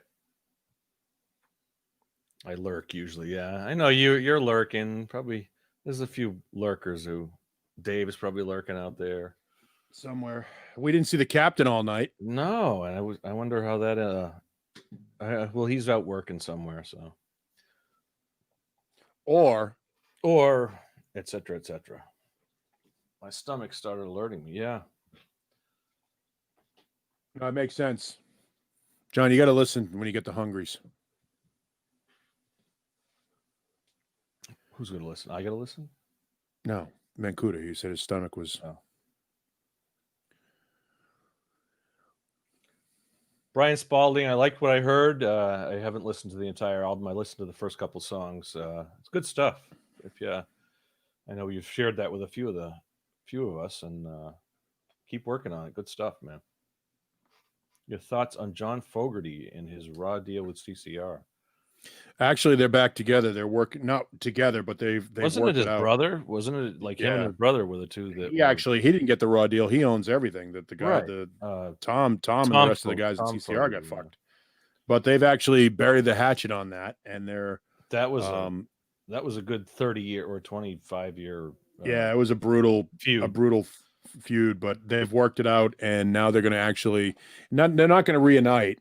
So know that much, but they're going to do the business of Creedence Clearwater Revival. Now will be united. Oh, good. So I love Creedence. Creedence is a band that hasn't put out anything bad, in my opinion. I love all this. Well, I've got the box set, and it's a band that I didn't get into till later, because there are some elements of punk and shit in Creedence music that very unique, and they're singular. You talk about bands that are singular. Nobody country sounds rock, like Creedence. Straight ahead rock, jam band.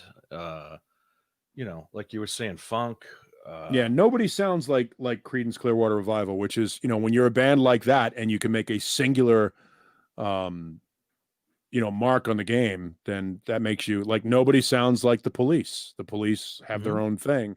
Creedence is that band. Creedence might be the most American sounding band ever. Like if you want to say what does an American rock band sound like? Well, Creedence Clearwater Revival would be they're from California. Are they Californian or? Yeah, they're from middle. They like the mid I thought they were like a Skinner like Mississippi or Florida. No, that's one of the misconceptions about them. They're actually from Central California. Oh, well, again, I always liked Creedence, and there's not enough material. There's a lot of album material and bootleg and stuff, but like they got shafted on Woodstock. They didn't have when they were a highlight of Woodstock, but they never made it to the film. I just recently bought the Blu-ray, and it's got a whole set from Creedence, which is great. They have a crushing box set. It's a great box set. It's back there on the rack. The there, live, that what wooden- is it? The live at the Fillmore. Some of Yeah. their live stuff is just it's wonderful. It's really good. Yeah, stuff. they are really they are the filthy side of that southern swamp boogie music. That's the, Creedence is without Creedence you don't get Skinnerd, or the Allman Brothers, or that filthy sort of. They took the blues and added swamp, some, like you were saying, some stank to it. Yeah. And really are fantastic at it. And it's funny because when I was a kid, I couldn't appreciate it. Then you get older and you start to listen to it and you hear elements of funk, punk, country, Down on the corner. mhm. Yeah, Oh, I mean, there's CCR. yeah, They're from this town I used to live in called El Cerrito. yeah. That's where they're from, and Yep. Everybody thinks they're from the South, but they're not. they're from East Bay, California, and a friend of mine was in Boy Scouts with John Fogerty's son, and then was it the same dude? No, his nephew. I know his nephew. I think he would run sound at some of the local clubs. Infinitely Yeah. important band. Creedence Clearwater Revival is a super important band, and if you want to get into, if you're looking for like an older classic rock band that isn't the Stones and isn't the Beatles. Listen to the extended cut of "Heard It Through the Grapevine." It's like an 11-minute song, and they go through the whole lyrics and everything, and then they just jam for a good 6 or 7 minutes on it. It's one of the best tracks. That's my favorite. No, they're great. They're a great band. They've got great melody. But like I said, the energy and the intensity of those records are fucking insane. Yeah, and yeah, Robot Master Switch. Yeah, El Cerrito. Yeah, I lived there for many, many years, and yeah, I know where the Metallica mansion is. One of these days, next time I'm up there, I'll swing by the house again and make another video of it. Sorry. Ugh. Yeah. Yeah, El Cerrito. Yeah, East Bay is huge with the early thrash bands. I loved the last thing that last thrash super group from the early 2000s, the Dublin Death Patrol. I thought was fantastic. If anybody hasn't listened to that, Chuck Billy is in that band. There's a whole bunch of guys. It's basically an all-star band featuring a lot of the guys from the Bay Area. The band is called Dublin Death Patrol, DDP. Is it in Dublin? Dublin? It's in Dublin. It's called Dublin? Yeah, Dublin Death Patrol. Okay, that's probably has to do with Dublin, California, which is a couple towns over. Yep. That's cool. Yeah, it's a cool record that came out in the early 2000s, early mid 2000s. Mm-hmm. And my one of my friends was a DJ on KUSF way back in the day. Oh, when all those bands were coming up, all those the thrash bands, he used to play them all the time on KUSF. KUSF, that was San Francisco. Mm-hmm. San Francisco. Yeah, I played there. I did an in studio there. My band. Man, those are the days, man.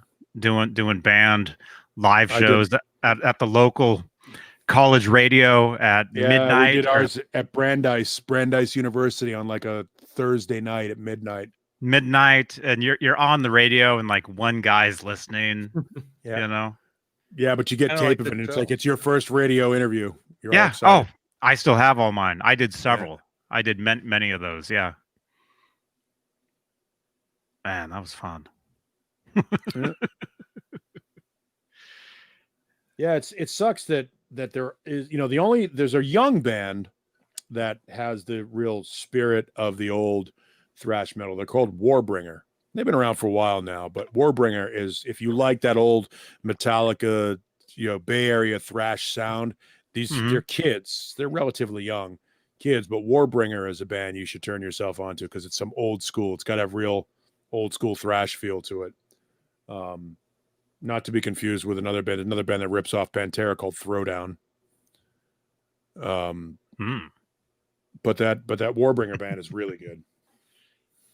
That's cool. And you're not, and that style of music is, it's like anything else. It's great to listen to, but you're never going to hear it on the radio, and those bands are never going to headline festivals because they don't have the marketability of a Ghost or a fucking Disturbed. By the way, Disturbed, what was it? They just covered a Sting song.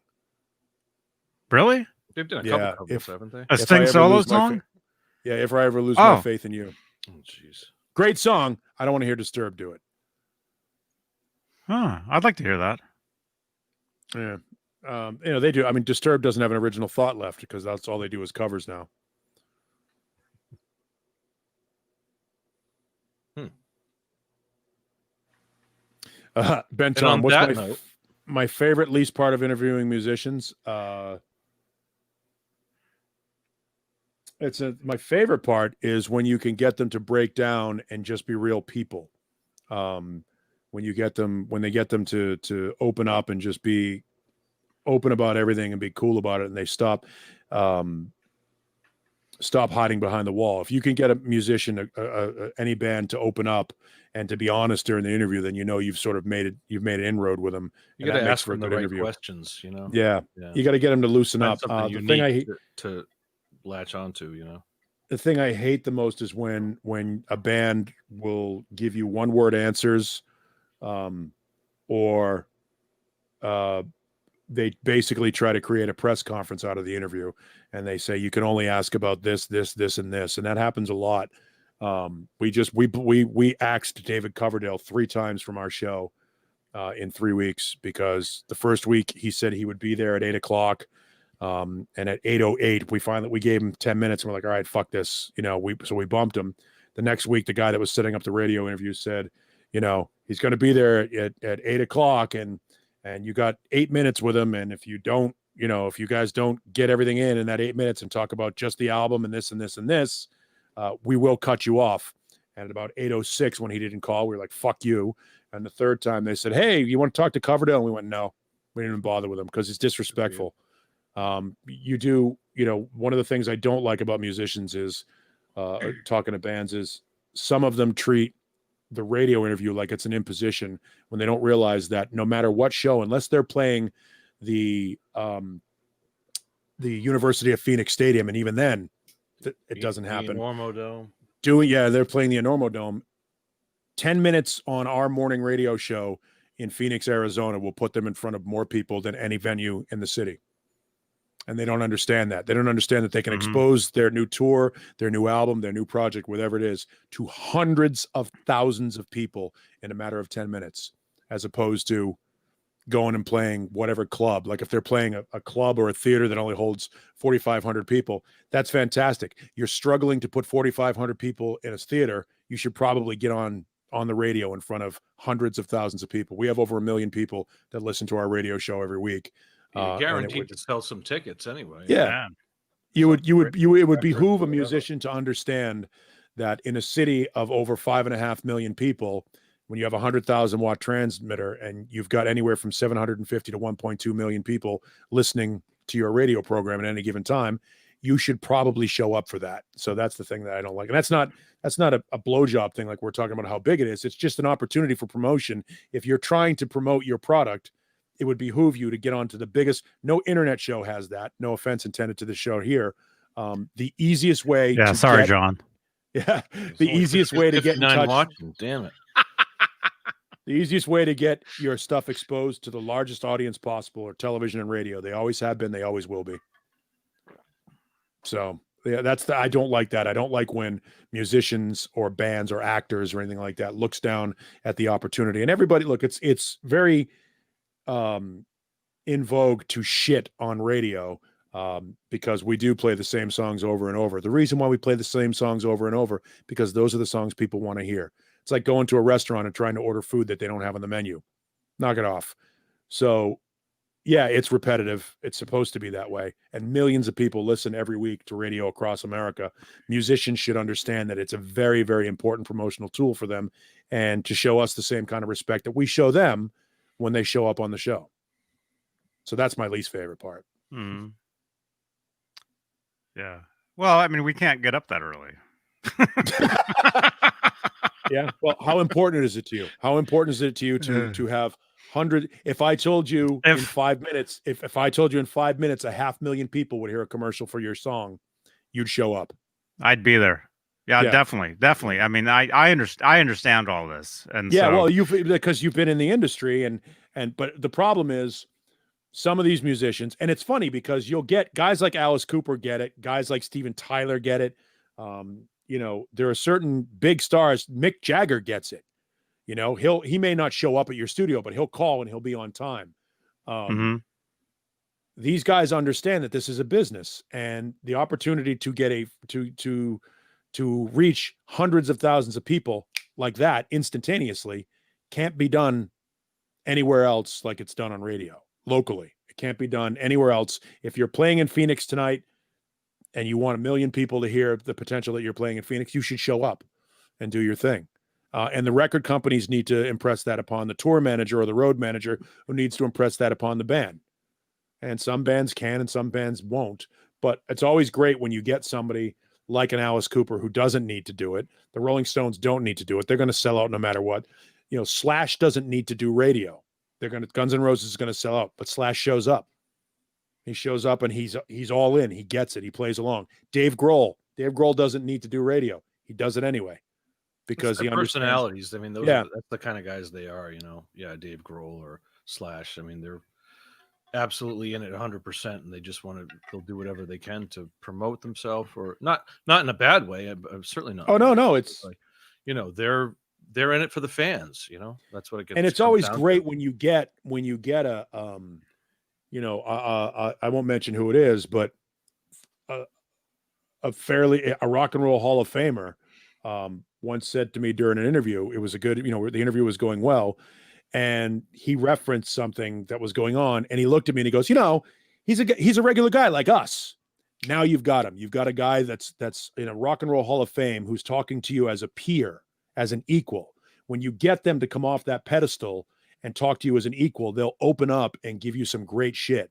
And that develops a great relationship. You've got to make a connection, sure. And that's the way, any radio interview is it's something unique that you can bring to the audience and pique the interest of the interviewee.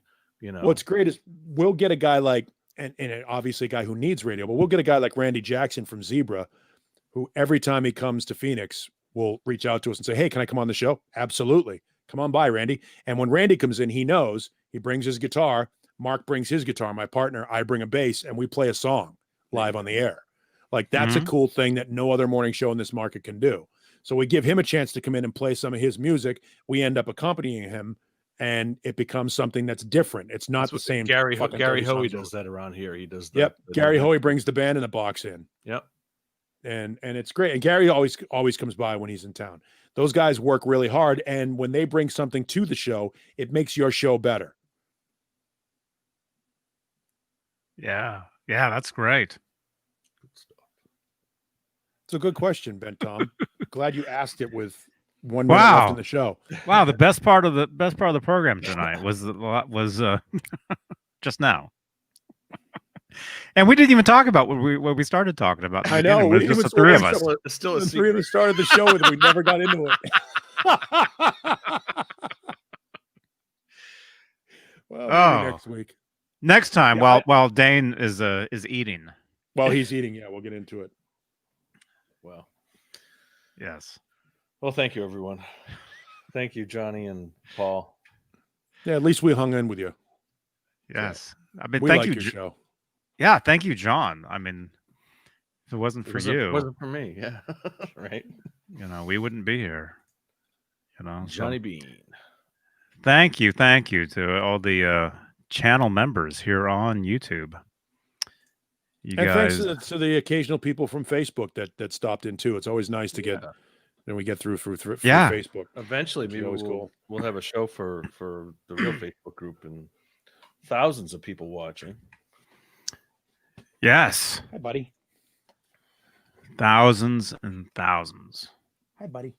thousands and hundreds. And thank you, Ace. Where's Lemmy is always tonight? good. She doing okay? Yeah, she was all right. She was whining earlier. She's old. She sleeps a lot. She came in earlier. She yapped a little bit. I had to take her out a couple of times. But no, Ace is the more aggressive of the two. Lemmy was in for a while. She Social. came in and hung out for a while. What are you sneezing at, buddy? He's a good boy. He just wants me to throw the ball now for him. Ooh, nice lunchbox. Nice. Yeah, that's real cool.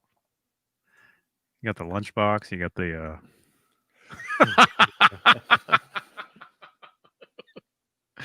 The fourth member of the Tuesday night show. Gosh, The honorary fourth member. Wilford Brimley. crazy. Wilford Brimley. Diabetes. Oh. All right. Where's the? Are we ending this yet? Where's the ending? I think we are. I just can't find it. Wait. Thank you, everyone. Oh, I'm glad I could see that. Well, I'm tapping out for real. That was Lemmy barking right there. I got to take her out. All right. Later. All right. See ya, Ghost. Well, have a good night, everyone. Have a great week. Johnny, thanks again. Great to see you, man. Great to see you. And if you hang out for 1 second afterwards, I'll tell you something cool. Oh, cool. But Okay. you can't tell anybody. All right. You know me with my secrets. I'm not good at keeping secrets. Okay. Where is it? Where is it? I've got so many things. Where's Saturday night end? No, it's not that one. It's not that one. Nothing's organized. Actually, we can actually use any of these for the ending. All right. Good night, everybody. Thank you so much for watching this. We love you all. We will be doing an exclusive Van Halen Facebook group show at some point. We just got to do it. So make sure you guys, if you guys want to see that, bug us. Comment down below. Send us tweets. Send us, what's it called? Stream treats. Treat streams. Oh, yeah. And yes, let us know all your favorite stuff in the comments down below. And what else? Listen to the podcast. Watch us on Tuesday nights, Friday nights, Straturday nights, of course. And yeah. All right. Have a good week, everyone. Oh yeah, and the Discord. That's right. Join the Discord. That place is hopping, man. It's 24 hours a day, man. People are in there. It's insane Yeah. now. I haven't been in there in weeks. Yeah. Too much overload. Brian Spalding. Yeah, dude, you're the king of the Discord, man. There he is. Thank you, Brian. Brian. Margaret, you're here? Margaret's got a wrench. All right. Yeah. Margaret, great to see you. I hope you guys are staying safe over there. The smoke isn't so bad. It's pretty bad here in Santa Cruz. Really? Yeah. Yeah.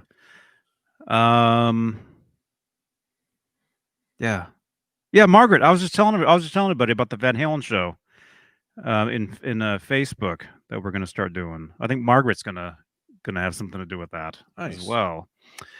So hey, good to see you, Margaret. Have a good night. Well, I'll see you on Facebook, Margaret. All right, everybody. Have a good night. Renus Pink will take care of that. Oh. Good night, everyone. Johnny Bean TV. Good night.